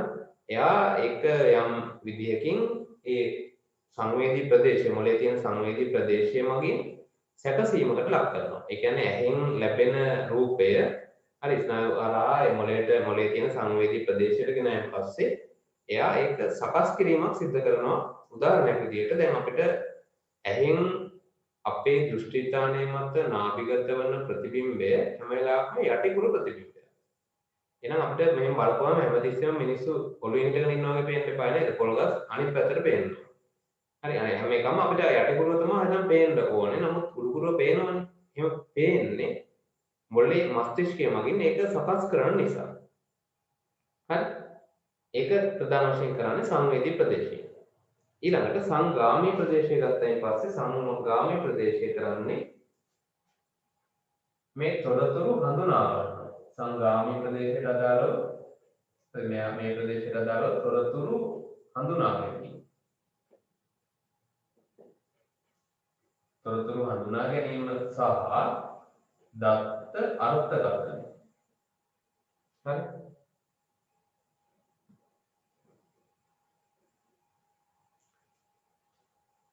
හරිද? එයා මොකද කරන්නේ මේක හඳුනා ගන්නවා. දැන් මේ ඒ කියන්නේ මේ හරියට නම් thinking part එක කියලා කියන්නේ අපි. මේ thinking part එක වැඩි හරියක් කරන්නේ මේ සංගාමී ප්‍රදේශයෙන් කිව්වොත් මම නිවැරදි. හරි. අරයා ලබා ගන්න උත්තේජය ලබා ගැනීම සිද්ධ කරන සංවේදී ප්‍රදේශය ලබා ගැනීම සැකසීම ඊළඟට මෙයා මොකද කරන්නේ? ඒක හඳුනා ගන්නවා. මේක මොකද්ද මේක හිතන්න අපි රූපයක් පේනවා කියලා. ඒතකොට රූපය ප්‍රියමනාප රූපයක්ද නැත්නම් අනතුරක් ගෙන දෙන රූපයක්ද දුකක් දැන රූපයක්ද අන්න ඒ වගේ රූපය ගැන හඳුනා ගැනීමක් සිද්ධ කරනවා වගේම අර්ථකථනය ඉන්ටර්ප්‍රීට් කරනවා. හරි අර්ථකථනය කරනවා මේක මේ වගේ එකක් මේ වගේ දෙයක් කියන එක ගැන සිතීමක් කරන්නේ සංගාමී ප්‍රදේශය. ඊට අමතරව උත්තේජයක් ලැබුණයින් පස්සේ කරන දෙයට අමතරව මෙයාට තියෙන තව දේවල් තමයි බුද්ධිමත් බව. බුද්ධිය ඊට පස්සේ මතකය තර්ක ඉදිරිපත් කිරීම. හරි බුද්ධිමත් භාවය ඇති කිරීම ඊට පස්සේ මතකයක් ඇති කිරීම තර්ක විතර්ක ක්‍රියාවලිය. හරි ඊට පස්සේ හේතු දැක්වීම වගේ කාර්යයන් ප්‍රධාන වශයෙන් කරන්නේ මේ සංගාමී ප්‍රදේශයේ. හරි අපේ බුද්ධිමත් භාවය ඇති කරන්න ඊට පස්සේ බුද්ධියෙන් දේවල් හිතන්න ගැටලු විසඳන්න ඒ වගේ දේවල් ගොඩක් වෙලාවට එන්නේ සංගාමී ප්‍රදේශයට. ඊළඟට එනවා චාලක ප්‍රදේශය. චාලක ප්‍රදේශයේ මොකක්ද කරන්නේ? එයා ගොඩක් වෙලාවට සිග්නල්ස් දෙන්නේ චාලක ඉන්ද්‍රියකට. උදාහරණයක් විදිහට කංකාල හෝ සිනිඳු පේශියෝ ඒ වගේ පේශියකටනේ. පේශියක් වගේ චලනය වීම සිද්ධ වෙන්නේ. මේ උත්තේජයට අදාළව හරි යම් චලනයක් ඇති කිරීම නැත්නම් ක්‍රියාකාරීත්වයට හරි දායක වෙනවා. කොහොමද? ඉච්ඡානුක පේශි වලට ආවේග සැපීම මගින්. ඉච්ඡානුක පේශි වලට. ඒ කියන්නේ කංකාල පේශි, සිනිඳු පේශි. කංකාල පේශි පවන ඉච්ඡානුක වෙන්නේ, සිනිඳු පේශි අනිච්ඡානුක වෙන්නේ. ඒතර අනිච්ඡානුක කෙනාට වැඩිය මේ චාලක ප්‍රදේශය මගින් ආවේග සැපයන ප්‍රධාන වශයෙන් ඉච්ඡානුක පේශි වලට. ඒ කියන්නේ කංකාල පේශි වලට. සිනිඳු පේශි වලට වගේ වෙනම ඉන්නවා කට්ටිය. ඒ මගින් තමයි ප්‍රධාන වශයෙන් ඒගොල්ලෝ. මොකද අපිට දෙයක් හිතලා සිනිඳු පේශියක ක්‍රියාකාරීත්වය වළක්වන්න බෑනේ. එයා ක්‍රියාත්මක වෙනවා. හිතලා කරන දේවල් තමයි මෙතනින් ගොඩක් වෙලාවට මේ චාලක ප්‍රදේශයෙන් පාලනය වෙන්නේ මස්තිෂ්කයේ තියෙන මේ විදිහට. ඒ අනුව දැන් මෙතනින් අපිට ගන්න හැකි මෙහෙම දෙයක් අයිඩියා එකක් මේ විදිහට ගන්න පුළුවන්. අපි තොරතුරක් ලබා ගන්නවා. හිතන්න ඔන්න අපි පස්සෙන් නෑ මේ හිතන්නකො අපි ගමනක් යනවා. පාරේ ගමනක් යනවා. ගමනක් යනකොට පාරේ හරියට ඉන්නවා පාර හරහා වැටිලා ණයෙක්. ඔක තින්නේ ණයෙක් ඉන්නවා මෙහෙම ප්‍රභු දැන් කොහොම ඉන්නවා. පායනකුත් පේනවා අපිට. එතකොට දැන් අපි දකිනවා ණයා කියලා හොඳටම දැන් ෂුවර්. වැඩි ළඟ දුරකුත් නැහැ පේන්නේ නැතුව උඩ බලාගෙන ගියා ෆෝන් එක ඔබ ළඟටම ඇවිල්ලා දැන් ණයාට. දැන් අපි ඔන්න දැක්කා සංවේදනය ලබා ගන්නනේ උත්තේජය දැන් ලබා ගත්තා. එහෙන් ලබා ගත්තා. ඊට පස්සේ මෙන්න මේ සංවේදී ප්‍රදේශයට ගියා. එතකොට දැන් මෙහෙම ක්‍රියාකාරීත්වයක් තිබුණ නැත්නම් නේ දෘෂ්ටියක් ලැබුණායින් පස්සේ හරියට දැන් නායකද කියලා අඳුරගත්තා. හඳුනා ගැනීම මෙයා සිද්ධ කරන්නේ නේ. ලබා ගත්තා. තොරතුරු ලබා ගත්තා. ඒක සැකසුවා අවශ්‍ය වෙනස්කම් කරලා උඩට ඉගුරු මාරු කරලා එහෙම කරලා දැයවුවා. ඊට පස්සේ හඳුනා ගැනීම කරන්නේ කවුද? මෙයා නායකද මොකෙද නායකද කියලා කොහොමද තීරණය කරන්නේ? නැත්නම් නායකද රබර් පටයක්ද කියලා. එහෙම වෙනසක් අඳුර ගන්න බැරි වෙනවා සංගාමී ප්‍රදේශයක් තිබුණ නැත්නම්. නේ පයන්න තියෙනවා කියලා මම කිව්වා. ඒතකොට ඒවා මොනවද වෙන්නේ? සංගාමී ප්‍රදේශයට අයිති ක්‍රියාවලිය. පයන්න තියනවද කියලා බලලා මෙයා නායක කියලා මෙයා තීරණයක් ගන්නවා. ඒතකොට ඒ වගේම හිතනවා දැන් මෙතනින් මම මෙයා පාගගෙන යන්න පුළුවන් පාගගෙන ගියොත් මෙයා අනිවාර්යෙන් දෂ්ට කරනවා. නේද? ඒ නිසා මම උඩින් පැනලා යන්න ඕනේ. බැරිලා උඩින් පනිද්දිත් මෙයා මට දෂ්ට කරන්න පුළුවන්. මොකද මෙයාගේ නේද? බුදුරක් හරි අනතුරක් දැකලා හරි මෙයා කලබල වෙන්න පුළුවන්. ඒ අනුව මොකද්ද කරන්න කියන එක. ඒ හිතීම සිතීම සිද්ධ කරන්නේ සංගාමී කොටසින්. දැන් ඔන්න සංගාමී කොටසින් හිතනවා දැන් මෙයා ඉන්න විදිය හරි නෑ ළඟත් වැඩි දැන් දන්නේ ෆෝන් එක ඔබනේ ආවේ ළඟටම ඇවිල්ලා හරි දැන් අය ඉන්නවා හරි දැන් මොකද්ද කරන්නේ අපිට අඳුර ගන්න පුළුවන් නෑගේ ඉස්සරහේ පිටිපස්සයි නේද සාමාන්‍යයෙන් අඳුර ගන්න පුළුවන් පොඩ්ඩක් ඉබිල බලපුවම නේද මේ හරිය ඔළුව නැට්ට කියලා පේනවනේ ඒත් අපිට ඕනම් පුළුවන් මොකක් කරන්නද අයිනෙන් පිටිපස්ස පැත්තෙන් සර්පයාගේ හිමීට ඈතට ගිහිල්ලා දුවන්න. නැත්නම් ආපහු යන්න. ආපහු ඈතට ගිහිල්ලා එහෙම වටෙන් පාරකින් යන්න පුළුවන්. අන්න ඒ ක්‍රියාවලියට ඊට පස්සේ දැන් හිතලා සංගාමී ප්‍රදේශය මගින් මෙහෙම කරහම නේද? ඔව් මෙහෙම කරන්න කියලා එයා පණිවිඩය දෙනවා. එතකොට චාලක ප්‍රදේශය මගින් කරන්නේ ඒ අදාළ පේශි වලට කකුල් වලින් යන්න ඕනේ. නම් මෙන්න මේ පැත්තට තමයි යන්න ඕනේ කියලා ඇඟ හරවලා කකුල් වලින් වටෙන් යනවා නේද? ඒ දේ කරන්නේ චාලක ප්‍රදේශීය අවස්ථාවේ. මේ පැත්තේ මේ උදාහරණෙත් එක්ක ඔයගොල්ලෝ හිතනවා මේ කොටස තේරුම් ගන්න ඇති කියලා. ඒතර ඒ විදිහට තමයි මස්තිෂ්කය තුල ක්‍රියාකාරීත්වය සිද්ධ වෙන්නේ. හරි. ඊළඟට එනවා තැලමස්. දැන් මම මේකේ නම් කරේ නෑ රූපේ නම් කරේ නෑනේ මම. නම් කරන්නේ එක එකට. මේ පළවෙනි එකනේ මම ගාලා තියෙන්නේ මස්තිෂ්කයට. ඊළඟ දෙවෙනි එකනේ මම ගාලා තියෙන්නේ කැලෝස් දෙකයට. හරි අර තන්තුමේ එකක් තියෙනවා කිව්වේ මේ අර්ධගෝල දෙක සම්බන්ධ කරන්නේ. අන්න ඒක තමයි ඒක දෙවෙනි එකයි ගාලා තියෙන්නේ. හරි. ඊට පස්සේ තුන්වෙනි ඉතරය තමයි ඒක එනවා තැලමස්. තැලමස් කියලා විරුය.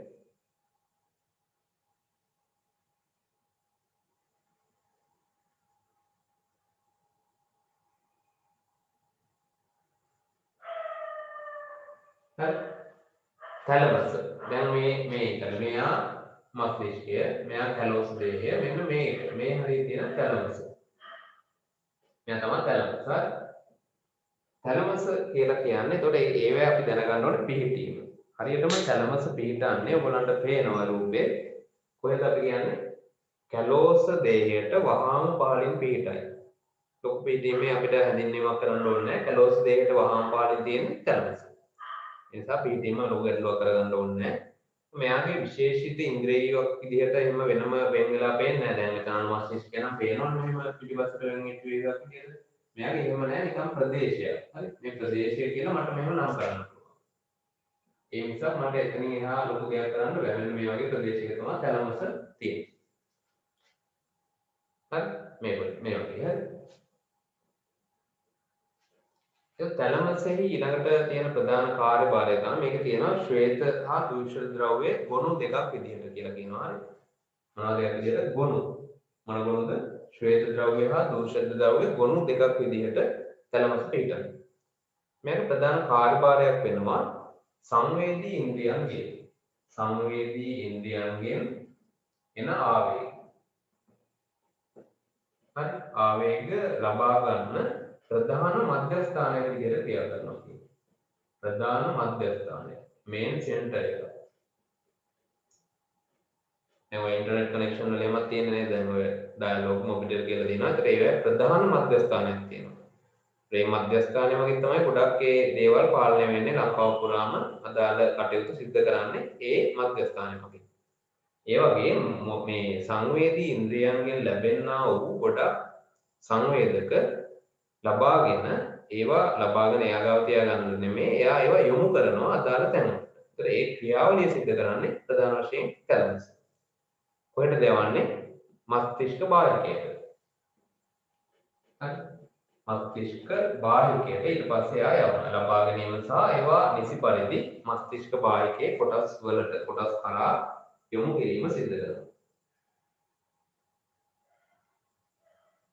ඒක තමයි ප්‍රධාන වශයෙන් මෙයාගේ කාර්යභාරය වෙන්නේ. හරි. ඊළඟට තැලමසට පහළින් මෙන්න මේ ප්‍රදේශය මම තව ඊළඟට ගාලා තියෙන්නේ. මෙන්න මේ ප්‍රදේශය වගේ අපිට ලකුණු කරන්න පුළුවන් එතනදී. ඒ ප්‍රදේශය කොහොමද අපි කියන්නේ? තැලමසට පහළින්. තැලමසට පහළින් කියලා අපි තා ආයෙ කියනවා තැලමසට පහළින් හා ඉදිරියෙන් කියලා. තැලමසට පහළින් ඒ වගේම ඉදිරියෙන්. ඒ කියන්නේ මොකද්ද? තැලමසට ඉදිරිය කිව්වම මෙහෙ. මෙහෙ තැලමසට ඉදිරිය කියන්නේ මේ හරියට. පහළ. හරි. ඒ තැලමසට පොඩ්ඩක් ඉස්සරහට වෙන්න. හරියටම පහළින් නෙමෙයි. හරියටම පහළින් කිව්වනම් මෙන්න මේ කෙලිය වගේ ඒක මෙහෙ නැහැ. තැලමසට හරියටම පහළින් නෙමෙයි පොඩ්ඩක් ඉස්සරහට වෙන්න. හරි. තැලමස් මෙහෙම තියනවා නම් මෙන්න මේ හරිය වගේ තමයි මොකක් කියනද? ඔය කියන view එකේ තියෙන්නේ. මෙන්න මේ. ඒතකොට හරියටම පහළින් කියන්න බෑ. පොඩ්ඩක් ඉදිරියේ. ඒ තැලමසට පහළින් ඒ වගේම ඉදිරියේ. ආපහු මේ මොකද්ද? මෙයාගේ දැන් අපිට නම් කරන්න වෙනවා මේක කියද්දි අපර් මේ පිටියුටරි පිටියුටරි ග්‍රන්ථිය කියලා ඔයගොල්ලෝ අහලා තියෙනවා. පිටියුටරි ග්‍රන්ථියට ඉහළින්. මේ තියෙන view එක ගැනයි ඔය කියන්නේ. මේ තියෙන view එකේ පිහිටීම ගැන. මේ තියෙන view එකේ පිහිටීම මම කියනවා තැලමසට පහළින් හා ටිකක් ඉදිරියට වන්නට පිටියුටරියට ඉහළින්. හරිද? පිටන්නා වූ view එක මොකක් වෙනවද? හයිපොතැලමස් වෙනවා. තැලමස් වගේම තමයි නේද? හයිපොතැලමස් එකයි හරි. නිකන් තැලමස් නෙමෙයි හයිපොතැලමස්. හයිපොතැලමස්ගේ කාර්යභාරය මොකක්ද?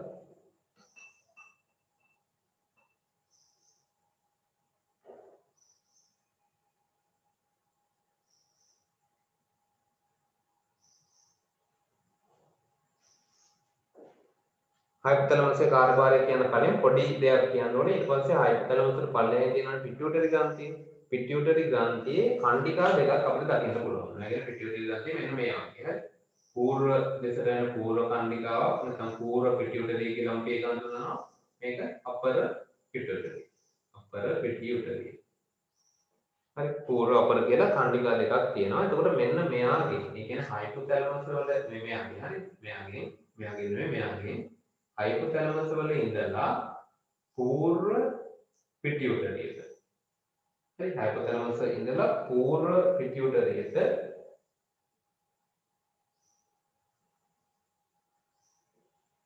රුධිර නාල මගින් සම්බන්ධයක් තියෙනවා. මම හයිපොතැලමස් මෙහෙම අඳිනවා. පිටියුටරිය මෙහෙම අඳිනවා.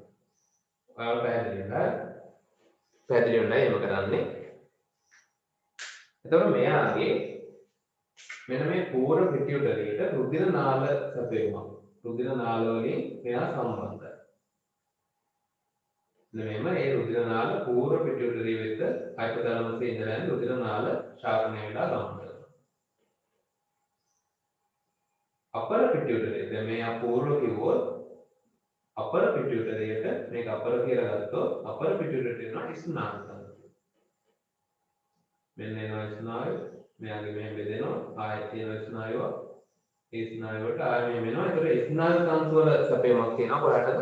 අපර පිටියුටරිය. වැරදුනා. නෑ ස්නායු තන්තු මගින් ඔව් ස්නායුයි. වැරදුන්නේ නෑ. හරි. ඒකට හේතුවක් තියෙනවා හරි. වැරදුන්නේ නෑ. මේක හරි. අපර පිටියුටරියේ ස්නායු තන්තු මගින් මෙයා සම්බන්ධ වෙනවා. පූර්ව පිටියුටරියට සම්බන්ධ වෙන්නේ මොනවා මගින්ද? රුධිර නාල පද්ධතියක් මගින්. ඒකට හේතුවක් තියෙනවා. ඒක අපි මෙතෙන්දි කතා කරන්නේ නැතුව මෙතෙන්දි අපි ව්‍යුහය ගැන කියද්දි මේක විතරක් කියනවා. අපි ඊළඟට හෝමෝන ගැන කතා කරන්න යනකොට මෙයාගේ මේ විශේෂත්වය අපිට තේරෙනවා. හරි. එතෙන්දි පැහැදිලි කරගමු. හරියටම මේ මොනේ මොකද කියලා මම මේක තවත් කියලා එතෙන්දි මතක් කරන්නම්. ඒ වෙන්නේ මොකද්ද කියන එක. ඇයි එහෙම වෙලා තියෙන්නේ. හරි. දැනට මතක තියාගන්න මේවා ගොඩක් MCQ වලට එහෙම වැදගත් වෙන තැන්. හරි. හයිපොතැලමස් සහ පිටියුටරි අතර සම්බන්ධතාවය පවත්වා ගන්න විදි දෙකක් ඒකයි. මෙයාගේ කාර්යභාරයක් තියෙනවා කීපයක් හයිපොතැලමස් වල. පළවෙනි එක දේහ උෂ්ණත්වය යාමනය. දේහ උෂ්ණත්ව යාමනය. ඊළඟට ආහාර රුචිය යාමනය. ආහාර කන්න හිතෙන්නේ හයිපොතැලමස් ඉඳලා ආහාර රුචිය. ඊළඟට නිින්ද හා අවදි වීමේ වක්‍ර යාමනය කිරීම. ඒ කියන්නේ නිින්ද යාම අවදි වීම වක්‍ර. දැන් ඔයාලට උම අත්දැකීමක් ඇති සමහරක් වෙලාවට දැන් අපිට මේ දැන් අපි හැමදාම නිදින්නේ අපි හිතමුකෝ රෑ 11ට කියලා. ඒත් රෑ 11ට දැන් දවල් සමහරකට ඔයගොල්ලෝ හොඳට නිදියාගෙන හිම වෙන්න පුළුවන්. නමුත් රෑ 11 වෙනකොට නිකම්ම නිදිමතක් එනවා. ඒක කොච්චර දැන් Tamanට ඕනෙකම තියෙනවා තව ටිකක් වැඩ කරන්න. හරි. තව දැන් මේ විභාගෙත් ළඟයි. එහෙනම් පාඩම් කරගන්න ඕනෙකම තියෙනවා ඒකට නිදිමත. අන්න එහෙම නිදිමත ඇති වෙන්නේ මේ වක්‍ර. ඒක දේහය තුල ක්‍රියාත්මක වෙන වක්‍ර. එම මේ එක්තරා රසවත් සංසිද්ධියක්. ඒකනේ. ඒ වගේම තමයි නැගිටිනකොට පාන්දර නැගිටිනකොට කෙනෙක් යම් වෙලාවකට උරු වෙලා තියෙනවනම් හරි. දැන් පහට කියනකො දෙය නැගිටින්නේ. ඒතර පහට නම් පහට ඇහැරෙනවා දැන්. නිවාඩු දවසේ පහට ඇහැරෙනවා. හරි. ඒක මල කරදරයක් වෙලාවට. හරි. නිදියන්න ඕනේ. නමුත් ඇහැරෙනවා. ඊට පස්සේ නිින්ද යන්නේ නැහැ සමහර අයට. නෑ. හිතන්නකෝ කලින් නැගිට්ටා කියලා 3ට විතර ට්‍රිප් එකක් යනවා 3ට විතර නැගිට්ටාම මාර අමාරුයි. දෙහි කිසිම ක්‍රියාවලියක් හරියට වෙන්නේ නැහැ. ආහාර පද්ධතිය වැඩ කරන්නේ නැහැ හරියට කෑම කන්න හිතෙන්නේ නැහැ නේද? ඊට පස්සේ මොන හොදන්න නැගිටින්න ඇවිත් ගන්නවත් බලන්නේ නැහැ සමහර වෙලාවට එහෙම නැගිට්ටා. ඒ කියන්නේ දේහය සම්පූර්ණයෙන්ම අපි අර බලයෙන් ඒක නැගිට්ටෙවට දේහය තාමත් නිින්දේ ඉන්නේ ගොඩක් අවයව. හරි. ඒ වගේ තත්ත්වයක් තියෙනවා. ඕගොල්ලන්ට එහෙම අත්දැකීමක් ඇති. යන මේ නින්දා අවදීමේ වක්‍ර පාලනය කරන්නේ හයිපොතැලමස් මගින්. ඒතර ඒ නිසා එයාට එකපාරම අඳුර ගන්න බෑ ට්‍රිප් එකක් යනවාද කියලා. හරි ට්‍රිප් එකක් යනවාද මොකද්ද කියලා එයාට එකපාරට අඳුර ගන්න බෑ. එයා තමන්ගේ අර සාමාන්‍ය වැඩ පිළිවෙල එයා කරගෙන යනවා. මෙයා දැන් නැගිටින්නේ පහටනේ. ඒ හින්දා පහට මේ වැඩ ටික ආරම්භ කරාම ඇතිනේ කියලා එයා ඉන්නවා. ඒ නිසා අපිට ගොඩක් ඒ වෙලාවට අමාරුයි. හරි. පුරෝනාම ඒ ප්‍රශ්නයක් නැහැ. ඒ වෙලාවම නැගිටින්න කරන්න පුළුවන් එලාම නැතුව. ඊළඟට නින්දා අවදීමේ වක්‍ර ආහාර වෘත්තිය හරි ඊළඟට ලිංගික ක්‍රියාවලිය සම්බන්ධ ලිංගික ක්‍රියා සම්බන්ධ ආවේග මේ හරි කාර්යභාරයෙන් ඉටු කිරීම හැසිරීම සම්බන්ධයෙන් ඒවා ඇති කරන්නේ හයිපොතැලමස් මගින්. ඊළඟට පිපාසය ඇති කිරීම හා ජල තුල්‍යතාව යාමනය කිරීම. පිපාසය හා ජල තුල්‍යතාවට දායක වේ.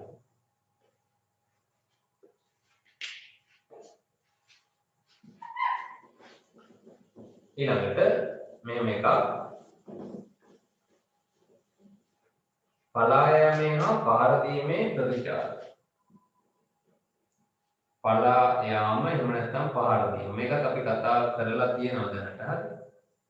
මේ කතා කරලා තියෙනවා. දැන් මේක ගැන වැඩි විස්තරයක් ඔයගොල්ලන්ට එහෙම වන්නම් ඒ කොටස බලන්න පර්යාන්ත ස්නායු පද්ධතිය කියලා වීඩියෝ එකක් ඇති. ඒකේ අපි කතා කරනවා අනුවේගී ප්‍රත්‍යනුවේගී පද්ධති ගැන.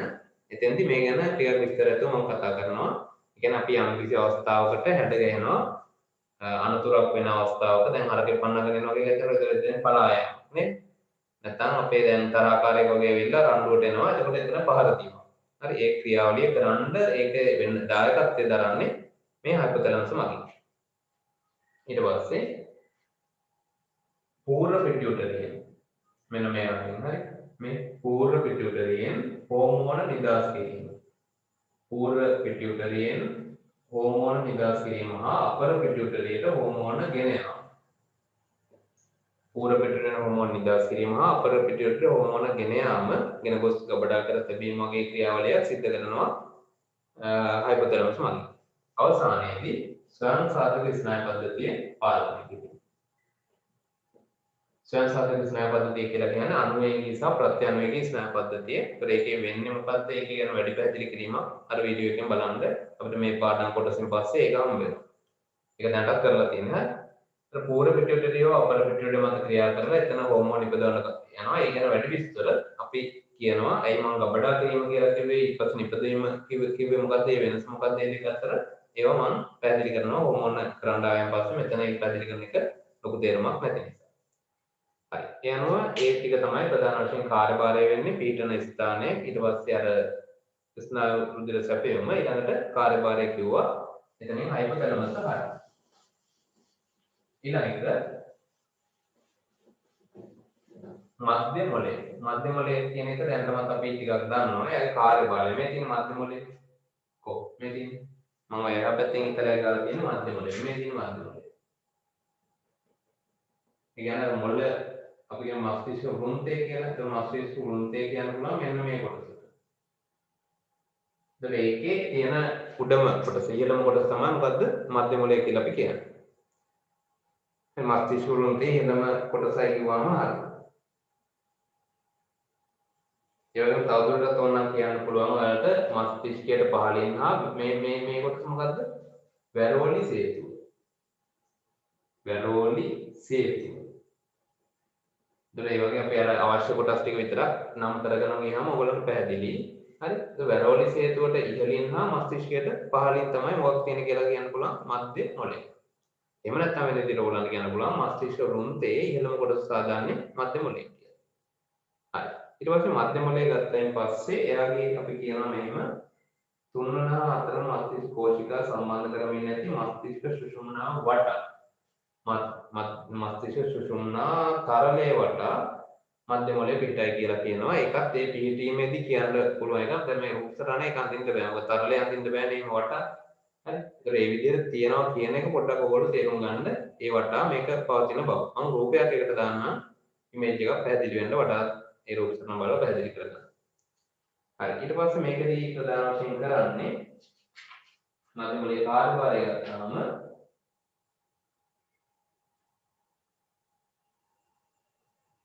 මෙයක් කරනවා සංවේදී තොරතුරු සංවේදක ප්‍රතිග්‍රාහක වලින් එන තොරතුරු ප්‍රතිග්‍රහණය කරලා ඒවා අදාළ තැන්වලට යොමු කරනවා තවදුරටත් එයාගේ ක්‍රියාවලිය සිද්ධ කරන්න. හරි. සංවේදී තොරතුරු කියන ප්‍රධාන වශයෙන් දෘෂ්ටියට හා ශ්‍රවණයට අදාළ. ශ්‍රවණයට අදාළ සංවේදී තොරතුරු ලබා ගැනීම හා ඒවා සමායෝජනය සඳහා අදාළ මොලේ පූර්ව මොලේ ස්ථාන වලට යොමු කරනවා. ඊළඟට ආය දෘෂ්ටි හා ශ්‍රවණ ප්‍රතීක සමායෝජනය. දෘෂ්ටි ශ්‍රවණ ප්‍රතීක සමායෝජනය. ප්‍රතීකයක් කියලා කියන්නේ මෙහෙම සරලව අපි අදහසක් ගත්තොත් ඉක්මනින් සිදුවන ක්ෂණිකව සිදුවන ක්‍රියාවකට අපිට කියන්න පුළුවන් ප්‍රතීකයක් කියලා. ඒ කියන්නේ දැන් ප්‍රතීක ඡාපය කියලා තෝගල O level එකම සමහරට කරලාත් ඇති ඒක. ඒකෙදි වෙන්නේ අපිට අර ලොකු සමහරක් දේවල් තියෙනවා එක පාරින්ම ඒකට අපි ක්ෂණික ප්‍රතිචාරයක් ලබා ගත යුතුයි. නැති වුණොත් අපිට ඒක හානියක් වෙන්න පුළුවන් අනතුරක් වෙන්න පුළුවන් ඒ වගේ දේවල්. ඒ අනුව අර දෘෂ්ටි හා ඇහින් දැකපු ක්ෂණිකව ප්‍රතිචාරයක් ගත යුතු අවස්ථාවල ක්‍රියාත්මක වෙන්නේ ප්‍රධාන වශයෙන් මධ්‍ය මොලේ කියලා කියනවා. හරි. මස්තිෂ්කයට ගිහිල්ලා අර කලින් කතා කරපු විදිහට සංවේදී, සංගාමී, චාලක විදිහට එන්න ප්‍රමාදන. ඒ වගේ අවස්ථාවල අපි මෙතෙන්ට ගිහිල්ලා ටග්ගාල ප්‍රතීක ක්‍රියාවක් විදිහට මධ්‍ය මොලයෙන් ඒක පාලනය කරලා දෙනවා. ඊට අමතරව කියනවා ආරෝහණ, අවරෝහණ ස්නායු තන්තු හුවමාරු මධ්‍යස්ථානය. يعني එක් දිශාවකට යන ඒවා ආරෝහණ කියන්න පුළුවන්, අනෙක් දිශාවට යන ඒවා අපිට කියන්න පුළුවන් අවරෝහණ. හරි. ආරෝහණ හා අවරෝහණ ස්නායු තන්තු අතර හුවමාරු මධ්‍යස්ථානයක් විදිහට මෙයා ක්‍රියා කරනවා. ඒ කියන්නේ මොකද මේ අතර සම්බන්ධය තියාගන්න කරන්නේ? මස්තිෂ්කය සහ මේ වැරෝලි සේතුව. වැරෝලි සේතුවේ ඉඳලා මෙහාට ස්නායු තන්තු ජාලයක් සැපෙමක් තියෙනවා. මස්තිෂ්කයේ ඉඳලා පල්ලෙහාට ස්නායු සැපෙමක් තියෙනවා. ඒ දෙක අතර හුවමාරු මධ්‍යස්ථානයක් විදිහට මෙයා ක්‍රියා කරනවා. එනවා මධ්‍යස්ථාන පද්ධති කාර්යයන් තුනයි. එකක් ආරෝහණ අවරෝහණ ස්නායු තන්තු අතර හුවමාරු මධ්‍යස්ථානය. ඊට පස්සේ මොකද්ද මේ සංවේදී තොරතුරු වලට අදාළ ආවේග ලබා ගැනීම හා ඒවා අදාළ ස්ථාන වෙත යොමු කිරීම ඉදිරි සංයෝගයේ සමායෝජනය සඳහා ඊළඟට දෘෂ්ටි හා ශ්‍රවණ ප්‍රතීක වල සමායෝජනය. හරි. ඊළඟට වැරෝලි සේතුව.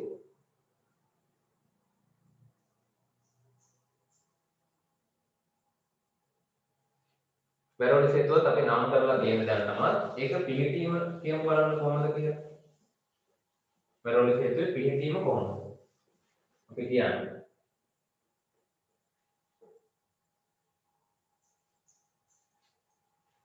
ඒක ලේසියෙන් අපිට කියන්න පුළුවන් ලොකු බාධකයක් නැතුව ඉහළ ඉන්නවා කවුද? මධ්‍ය මොලේ. මෙයත් මස්තිෂ්ක රුන්දයට අදාළ කොටසක්. මධ්‍ය මොලයට පහළින් හා සුෂුම්නා ශීර්ෂකයට ඉහළින්. තව අපිට ඕනනම් කියන්න පුළුවන් අනුමස්තිෂ්කයට ඉදිරියෙන්. මේ ඉන්නේ අනුමස්තිෂ්කයෙන්. අනුමස්තිෂ්කයට ඉදිරියෙන් වලසේ පිහිටයි කියලා. ඒ වගේම කියනවා මේක මේ මස්තිෂ්කය හා හරිද? මෙතන මෙයා මේ වැරෝලි සේතුවට අපි කියනවා මෙහෙම අනුමස්තිෂ්කයේ අර්ධගෝල දෙක අතර පාලමක් හදනවා කියලා. එහෙම කතාවක් කියනවා ඔයගොල්ලෝ නිවුස් බුකේ මොකද්ද කියලා බලන්න. ඒ කියන්නේ ඇත්තටම ගත්තොත් අනුමස්තිෂ්කය මෙන්න මෙහෙමයි. මේ උඩින් බැලුවම හරි ඔය තියෙන හරස් කඩක් නෙමෙයි. මෙයාව මෙහෙම උඩින් අපිට බලන්න අවස්ථාවක් තියෙනවා මේ පැත්තෙන්. එයාව මෙන්න මෙහෙම බෑ. එයාවත් පේන්නේ අර්ධගෝල දෙකක් විදියට. ඒත් මෙන්න මේ අර්ධගෝල දෙක සම්බන්ධ කරමින් තමයි මොකක් තියෙන්නේද? වැරෝලි සේතුව අපිට තියෙන්නේ. මෙන්න මෙහෙම. වැරෝලි සේතුව අපිට මෙහෙම දකින්න පුළුවන් වෙනවා. මේ තමයි වැරෝලි සේතුව. ඒතකොට එයාගේ අපිට දිගුවක් විදියට මේ අර්ධගෝල දෙක අතර පාරමක්. ඒ කියන්නේ ඒ අර්ධගෝල දෙක එකිනෙකට සම්බන්ධ කරලා තියාගෙන තියෙන කවුරු විසින්ද? වැරෝලි සේතුව විසින්. මේ තමයි වැරෝලි සේතුව අපිට පේන කොටස. හරි. පාරමක් හදනවා ඒ දෙක සම්බන්ධ කරගන්න. මේකේ තියෙනවා තවදුරටත් අර මොලේ කරා සුෂුම්නාව කරා ගමන් කරන ස්නායු තන්තු මේකේ දකින්න පුළුවන් වෙනවා. ඒ වගේම මේකෙදි තව එක දෙයක් තමයි ශ්වසනයට අදාළ ශ්වසන මධ්‍යස්ථානයකුත් මේකේ තියෙනවා. කියන්නේ ප්‍රධාන ශ්වසන යාමන මධ්‍යස්ථානයේ තියෙන්නේ සුෂුම්නා ශීර්ෂකය. නමුත් ඒහා සමගාමීව ක්‍රියා කරන මේ ශ්වසන මධ්‍යස්ථානයේ පාලනයට යාමනයට දායක වීමක් විදිහට ඉන්න මධ්‍යස්ථානයක් මෙයාගේ තියෙනවා. කාගේද? වෙරොලි සේතුව. එනවා ශ්වසන ක්‍රියාවලියට වෙරොලි සේතුවේ යම් දායකත්වයක් තියෙනවා. හරි? ශ්වසන යාමක මධ්‍යස්ථානයේ තියෙන්නේ සුෂුම්නා ශීර්ෂකයේ. ඊට දායක වෙන යම් මධ්‍යස්ථානයක් එතනක් තියෙනවා වෙරොලි සේතුව තුල. ඊළඟට මේකේ කාර්යභාරය වෙන්නේ ප්‍රධාන වශයෙන්ම එකක් ඕගලන්ට කියන්න පුළුවන් ශ්වසන යාමනයට ශ්වසන යාමන ක්‍රියාවලියට දායක වීම කියලා. ඊළඟට ආයේ ටිකක් දිවීම නැගීම වැනි අර විශාල ප්‍රමාණය මහා පරිමාණයේ ක්‍රියාකාරකම් වලට වෙරොලි සේතුව දායක වෙනවා. ඒ වගේ ක්‍රියාකාරකම් කරද්දී එයා මගින් තමයි ඒව පාලනය වෙන්නේ යාමනය වෙන්නේ. ඊළඟට තව එකක් තමයි මෙන්න මේක පූර්ව මොලය හා පූර්ව මධ්‍ය මොලය හා PNS අතර peripheral nerve system අතර සම්බන්ධතාවය පවත්වා ගන්න. මේකට අපි දැන් කතා කරන වෙරොලි සේතුව වගේම සුෂුම්නා ශීර්ෂකයක් දායක වෙනවා. ඇයි? මේ බලන්න පූර්ව මොලය මධ්‍ය මොලය. ඒ කියන්නේ මට ඉලක්ක ගන්න පුළුවන් මෙතන මෙහෙම මේ දෙක වෙන කරලා පූර්ව මොලය මේ මධ්‍ය මොලය මේ පූර්ව මොලය. ඒතර ඒ දෙක අතර සහ මධ්‍ය ස්නායු මේ පර්යන්ත ස්නායු පද්ධතිය අතර මේකනේ මධ්‍ය ස්නායු පද්ධතිය. ඒකයි පර්යන්ත ස්නායු පද්ධතියේ අතර සම්බන්ධය පවත්වා ගැනීමට ප්‍රධාන වශයෙන් දායක වෙනවා වෙරොලි සේතුව. ඒ වගේම ඒ කතාව කියනවා සුෂුම්නා ශීර්ෂකය. මේ දෙකම දායක වෙනවා. මොකද ප්‍රධාන වශයෙන් සමන්විත වෙන්නේ ස්නායු මගින් කපාල ස්නායු, සුෂුම්නා ස්නායු ඒවා පිට වෙද්දී ඒහා සම්බන්ධය පවත්වා ගන්න මේ දෙන දායක. යනවා මෙයාගේ එක කාර්යයක් ඒක. හරි එකක් ශ්වසන යාමනයට දායක වීම, ඊට දිවීම නැගීම වගේ විශාල. මේක මෙයාට ආවේනික එකක් හොඳට මතක තියාගන්න නිසා. හරි මෙහෙම එකක් දැක් ගමම එයාව මතක් කරගන්න ඕනේ කවුද? වෙරොලි සේතුව. මහා පරිමාණයේ සිදුවන ක්‍රියාකාරකම් සඳහා ඒ වගේම මධ්‍ය මොලය, පූර්ව මොලය සහ පෙරිෆරල් නර්ව් සිස්ටම් පර්යන්ත ස්නායු පද්ධතිය අතර සම්බන්ධය පවත්වා ගන්න.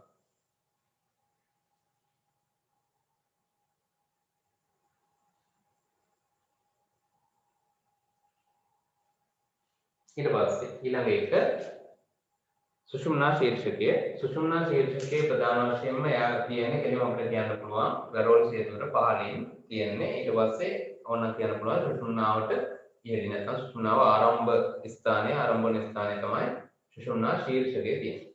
මේ මම නම් කරලා තියෙන සුෂුම්නා ශීර්ෂකය. යනු මෙයාගේ අර විදිහම කාර්යයක් වෙනවා පූර්ණ මධ්‍ය මොළහා පෙරිෆරල් පර්යන්ත ස්නායු පද්ධතිය අතර සම්බන්ධය පවත්වා ගැනීම. ඒ වගේම සමහර චලන සමායෝජනය කිරීම. හරි. දේහ චලන සමායෝජනය. ඊළඟට මෙයාගේ ප්‍රධානම දෙයක් තියෙනවා ශ්වසන යාමන සහ සනාල පාලන. කියන්නේ දේහයේ තියෙන ඉතාම වැදගත් ක්‍රියාවලිය වන ශ්වසනය සහ හෘද ස්පන්දනයට අදාළව ඒවා යාමනය කරන්න. හෘද ස්පන්දනයේ පවත්වා ගන්න හෘදය මගින්. හැබැයි ඒක යාමනය කරන්න දායක වෙනවා මේ සුෂුම්නා ශීර්ෂකයේ තියෙන මධ්‍යස්ථාන. හරි. ඒවා මෙහෙම යුගල් වශයෙන් තමයි මේ මධ්‍යස්ථාන තියෙන්නේ. මේක අපි සුෂුම්න යාමන මධ්‍යස්ථානයේ කියලා මේ තියෙන හෘද සනාල පාලන මධ්‍යස්ථාන. ඒකට ඒවට අදාළ ආවේග සැපීමක් මෙයා කරනවා. ඊට අමතරව ප්‍රතීක ක්‍රියා වමනය ගිලීම කැස්ස වමනය ඇති කිරීම ගිලීම ආහාර ගිලීම කැස්ස වගේ මේවට අපි කියනවා පොදුවේ ප්‍රතීක ක්‍රියා කියලා. එහෙනම් මේ අපිට හිතලා නවත්වන්න හෝ හිසිතා ඇති කරන්න බෑ. හිතලා මේ ක්‍රියාවලියක් මේ පොල් කෙන්දක් දාලා වගේ මේ කැස්සක් කිවිසුමක් ඇති කරන්න පුළුවන්. නමුත් ඒක ස්වභාවික වෙනවා නම් අපිට එහෙම හිතලා කරන්න බෑ. ඉතින් හිතලා අපි දේහයට බලපෑමක් කරලා නේ යාන්ත්‍රික බලපෑමක් කරලා නේ එහෙම කරන්නේ. එහෙම නැතුව අපිට හිතලා ඒක කරන්න බෑ. හරි. යන මේ වමනයේ ගිලීම කැස්වැනි අනිච්ඡානුගත ප්‍රතීක ක්‍රියා ඇති කරන ප්‍රධාන වශයෙන් සුණා ශීර්ෂකය. එන කාර්යභාර 3යි එතන ප්‍රධාන 4ක් වෙනවා නේද? මේ සම්බන්ධය පවත්වා ගැනීම ඊට පස්සේ දේහ චලන සමායෝජනය කිරීම මේ ප්‍රධාන මධ්‍යස්ථාන ස්නේහාංග මධ්‍යස්ථානය හා සනාරපාන මධ්‍යස්ථානය පවත්වීම සහ මේ වගේ අනිත්‍යානුක ප්‍රතීක ක්‍රියා දේහ තුළ ඇති කිරීම. ඊළඟ එක අනුමස්තිෂ්කය. අනුමස්තිෂ්කය ගත්තාම එයාගේ වෙන්වීමක්. ඒ කියන්නේ අර සාමාන්‍ය පද්ධතිය වලින් වෙන්වීමක් වගේ මෙතන තියෙනවා. ඒතර වැරෝලි සේතුවට පිටුපසින් කියලා අපිට එයා ඉන්න දා කියන්න පුළුවන්. හරි. වැරෝලි සේතුවට පිටුපසින් ඊට පස්සේ මස්තිෂ්කයේ අපර කොටසට පාරයි. පැහැදිලි මම කිව්වේ බලන්න පීටි මාර්ගය කියලා කිව්ව විදිහට මස්තිෂ්කයට පිටුපසින්. sorry. වැරෝලි සේතුවට පිටුපසින්. මස්තිෂ්කයේ අපර කොටසට පාරින්න. මස්තිෂ්කයට පාරින්න කිව්වොත් කොහෙන්ද දන්නේ? මෙහෙම. අපිට පැහැදිලි වඩා පැහැදිලිව කියන්න පුළුවන් මස්තිෂ්කයේ අපර කොටසට පාලින් අනුමස්තිෂ්කය පිටනවා. මේකත් අර මස්තිෂ්කය වගේම අර්ධගෝල දෙකක් මම මෙතන ඇඳලා පෙන්වන්නේ කලින්. අර්ධගෝල දෙකකින් තමයි හැදිලා තියෙන්නේ. ඊටාම සංවලිත වෙච්ච දඟල ගහලා තියෙන ව්‍යුහයක් වෙනවා අර මස්තිෂ්කය වගේම. හරි. එතකොට මෙයාගේ ප්‍රධාන වශයෙන් කාර්යභාරය වෙනවා කංකාල පේශි සමායෝජනය. හරි. කංකාල පේශි වල තියෙන සමායෝජනය ඊළඟට ඉරියව්ව සම්බරතාව පවත්වා ගන්නවා. ඒ වගේ ඒවා ගොඩක් වැදගත්. හරි. කංකාල පේශි සමායෝජනය ඊට පස්සේ ඉරියව්ව සම්බරතාව. මේ වගේ එකක් වෙන කොහෙවත් හම් වෙන්නේ නැහැ. මෙයාගේ තමයි මේ ක්‍රියාවලිය එන්නේ. ඉරියව්ව සම්බරතාව. මොළයට අදාළව ඉරියව් සම්බරතාව පවත්වා ගන්න අනුමස්තිෂ්කය මගින්. ඊළඟ එක ඉගෙනීම.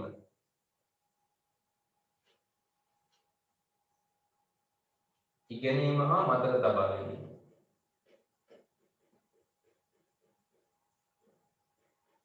මොනවද?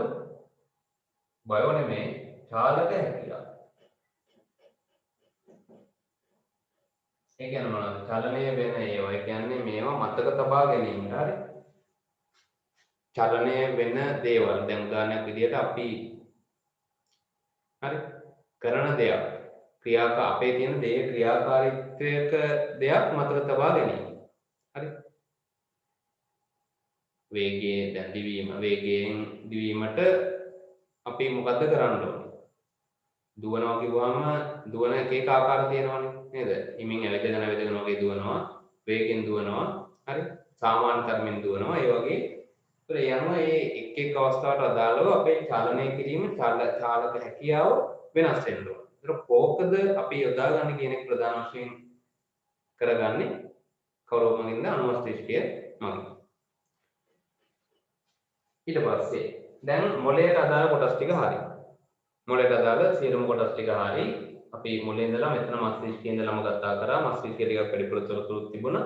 ඊළඟට කැලෝස් දේහය, මධ්‍ය මොළය, ඊට පස්සේ මධ්‍ය මොළය හරි මෙතන තැලමස්, හයිපොතැලමස්, පිට්යුටරිය, ඊට පස්සේ වැරෝලි සේතුව, අනුමස්තිෂ්කය, ශුන්නා ශීර්ෂිකයට අදාළව ඔක්කොම කොටස් ටික සහ ඒවා පිළිපීම කාර්යභාරය සඳහන් කළා. ඒතර මේ පොයින්ට්ස් ටික මම මේ වීඩියෝ එකේ කියන පොයින්ට්ස් ටික තමයි ඔයගොල්ලෝ මස්තිෂ්කය ගැන හරි නැත්නම් මොළය ගැන රචනා ප්‍රශ්නයක් ආවොත් ලියන්න වෙන්නේ. ඒතර මොළය ගැන තනි රචනා ප්‍රශ්නයක් එන්න පුළුවන්. දැනට ඇවිල්ලා තියෙනවා මස්තිෂ්කය. හරි.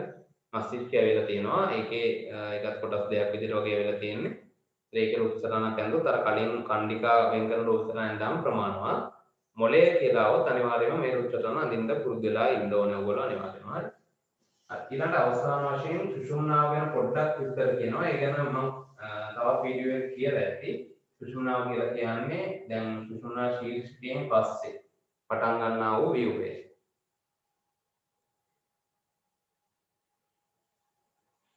මෙයාගේ පොඩි වෙනසක් එකම වෙනසක් තියෙනවා. ඒ වෙනස තමයි මෙන්න මෙහෙම. මෙයාගේ මැද්දේ අපි අර කිව්වේ මේ මස්තිෂ්කයේ බාහිර ප්‍රදේශය මස්තිෂ්ක බාහිරකයේ කොයි වගේ කිව්වද? මස්තිෂ්ක බාහිරයේ දූෂරයි අභ්‍යන්තරයේ ශ්වේත ද්‍රව්‍ය කියලා කිව්වේ. මෙයාගේ අන්න එක මාරු වෙනවා. දැන් ඒ වගේ දැන් ගොඩක් වැදගත් ඕගොල්ලන්ට. මෙයාගේ අභ්‍යන්තරයේ තමයි මොනවද තියෙන්නේ? දූෂර ද්‍රව්‍ය තියෙන්නේ. අපි නම් කරන්න පුළුවන් මේ දූෂර ද්‍රව්‍ය මේ ශ්වේත ද්‍රව්‍ය මේ තමයි මේකට කියනවා අපි H60 කලාපය කියලා. H60 කලාපයකට තමයි මොනවද තියෙන්නේ? දූෂර ද්‍රව්‍ය තියෙන්නේ. මේ H අපලක් වගේ මේ මැද්දේ තියෙනවා මොකද්ද? මධ්‍ය නාභය. මේක සිලින්ඩරාකාර ව්‍යුහයක්. අපේ නම් පෘෂ්ඨීය මානවයේ පෘෂ්ඨීය තමයි මේක තියෙන්නේ. හරි? සුෂුම්නාව. එතකොට මේක පටල වලින් වට වෙලා තියෙනවා. හරි? සුෂුම්නාවත් අර කලින් වගේම මොළයේ මස්තිෂ්කයේ වට වෙලා තිබුණේ වරාසිකාව, මධ්‍යජාලාකාරය හා චීනාංශුකාව කියලා. එතකොට මේ පටල තුනේ හිමම අඛණ්ඩව සුෂුම්නාව දක්වා මේ විදිහට තියෙනවා. චීනාංශුකාව, ජාලාකාර පටලයේ වරාසිකාව විදිහට මේ පටල තුනේ ආවරණය මෙයාට ලබා දෙනවා. ඒකම අර තරලය මස්තිෂ්ක ශුන්නා තරලය හරි ඒකෙන් ආරක්ෂාවක් මෙයාට ලැබෙනවා. ඒ තරලයට නම දාලා තියෙන හැටි බලන්නකො මස්තිෂ්ක සුෂුම්නා තරලය. ඒතර මස්තිෂ්කයේ වටක් තියෙනවා සුෂුම්නා වටක් තියෙනවා. ඒකයි එහෙම දාලා තියෙන්නේ. හරි. මෙයාගේ ප්‍රධාන වශයෙන් කාර්යභාරය වෙන්නේ ප්‍රතික ක්‍රියා ඇති කිරීම හා මධ්‍ය ස්නායු පද්ධතියෙන් එන ආවේග දේහයේ පහළ කොටස් වලට ප්‍රචාරණයට දායකත්වයේ සැපයීම. නැත්නම් මෙතන ඉඳලා මෙතෙන්ට ස්නායුම ගොන්නක් එපායි. වයර් වගේ ස්නායුම සාමාන්‍යයෙන් තියෙනවා. නමුත් ඒ තියෙන ප්‍රමාණය ගොඩක් අඩු වෙලා තියෙනවා. සුෂුම්නාව තියෙන හින්දා මොකද එයා හරහා ගිහිල්ලා ඊට පස්සේ බෙදෙන්න පුළුවන්. නැත්නම් මොකද වෙන්නේ මොළේම ඔක්කොම ටික එනවනේ. හරි. ඒතර ඒක ගැටලුකාරයි. මේ හරියෙන් නෝමි ස්නායු තන්තු බෙදෙන්න පුළුවන් අවස්ථාවක් එනවනේ සුෂුම්නාව තියෙනවා. එයාත් මධ්‍ය ස්නායු පද්ධතියේ කොටසක්ම විදියට ක්‍රියාත්මක වෙනවා. මේක තමයි සුෂුම්නාවට පොඩි හැඳින්වීමක් එතන දුන්නේ. මේක කලින් මම කියලා තියෙනවා. ඕගොල්ලෝ ප්‍රධාන වශයෙන් වෙනස්කම් විදියට දැනගන්න ඕනේ මෙන්න මේ මධ්‍ය මස්තිෂ්කයේ ගත්තාම බාහිර දූෂිත ද්‍රව්‍ය අභ්‍යන්තරයේ ශ්වේත මේකේ අභ්‍යන්තරයේ දූෂර මොකද සුෂුම්නාවේ බාහිර ප්‍රදේශයේ ශ්වේත. හරි එනවා මෙතනින් පස්සේ මේකෙන් මේ හැඳින්වීම ඒ කියන්නේ මොළය ගැන කොටස අවසන් වෙනවා. මොළය කියන්නේ මොකක්ද කියන එක ඊළඟට අපි කතා කරන්න ඊළඟ තියෙන මාතෘකාව තමයි පර්යන්ත ස්නායු පද්ධතිය. නමුත් එතන ඉඳලා වීඩියෝස් ටිකක් දැනටත් තියෙනවා. එනවා පර්යන්ත ස්නායු පද්ධතිය ඊළඟට ඔයගොල්ලන්ට දකින්න පුළුවන් වෙනවා ආවේග උත්පාදනය, ස්නායු ආවේග උත්පාදනය, උපාගමය කියලා වීඩියෝ එකක් ඇති. ඊළඟට ස්නායු රෝගත් මම කරලා තියෙනවා. එහෙනම් ඊළඟ වීඩියෝ එකේ විදිහට අපිට හම්බෙන්න පුළුවන් වෙන්නේ මේ සීරීස් එක අලුතෙන් පටන් ගත්ත වීඩියෝස් වලට අනුව සංවේදක ව්‍යුහ. මානව සංවේදක ව්‍යුහ හා ඒවායේ ක්‍රියාකාරීත්වය ගැන කතා කරනවා. හරි. එහෙනම් මේ වීඩියෝ එක නම් වෙනකන් මටම ආයතන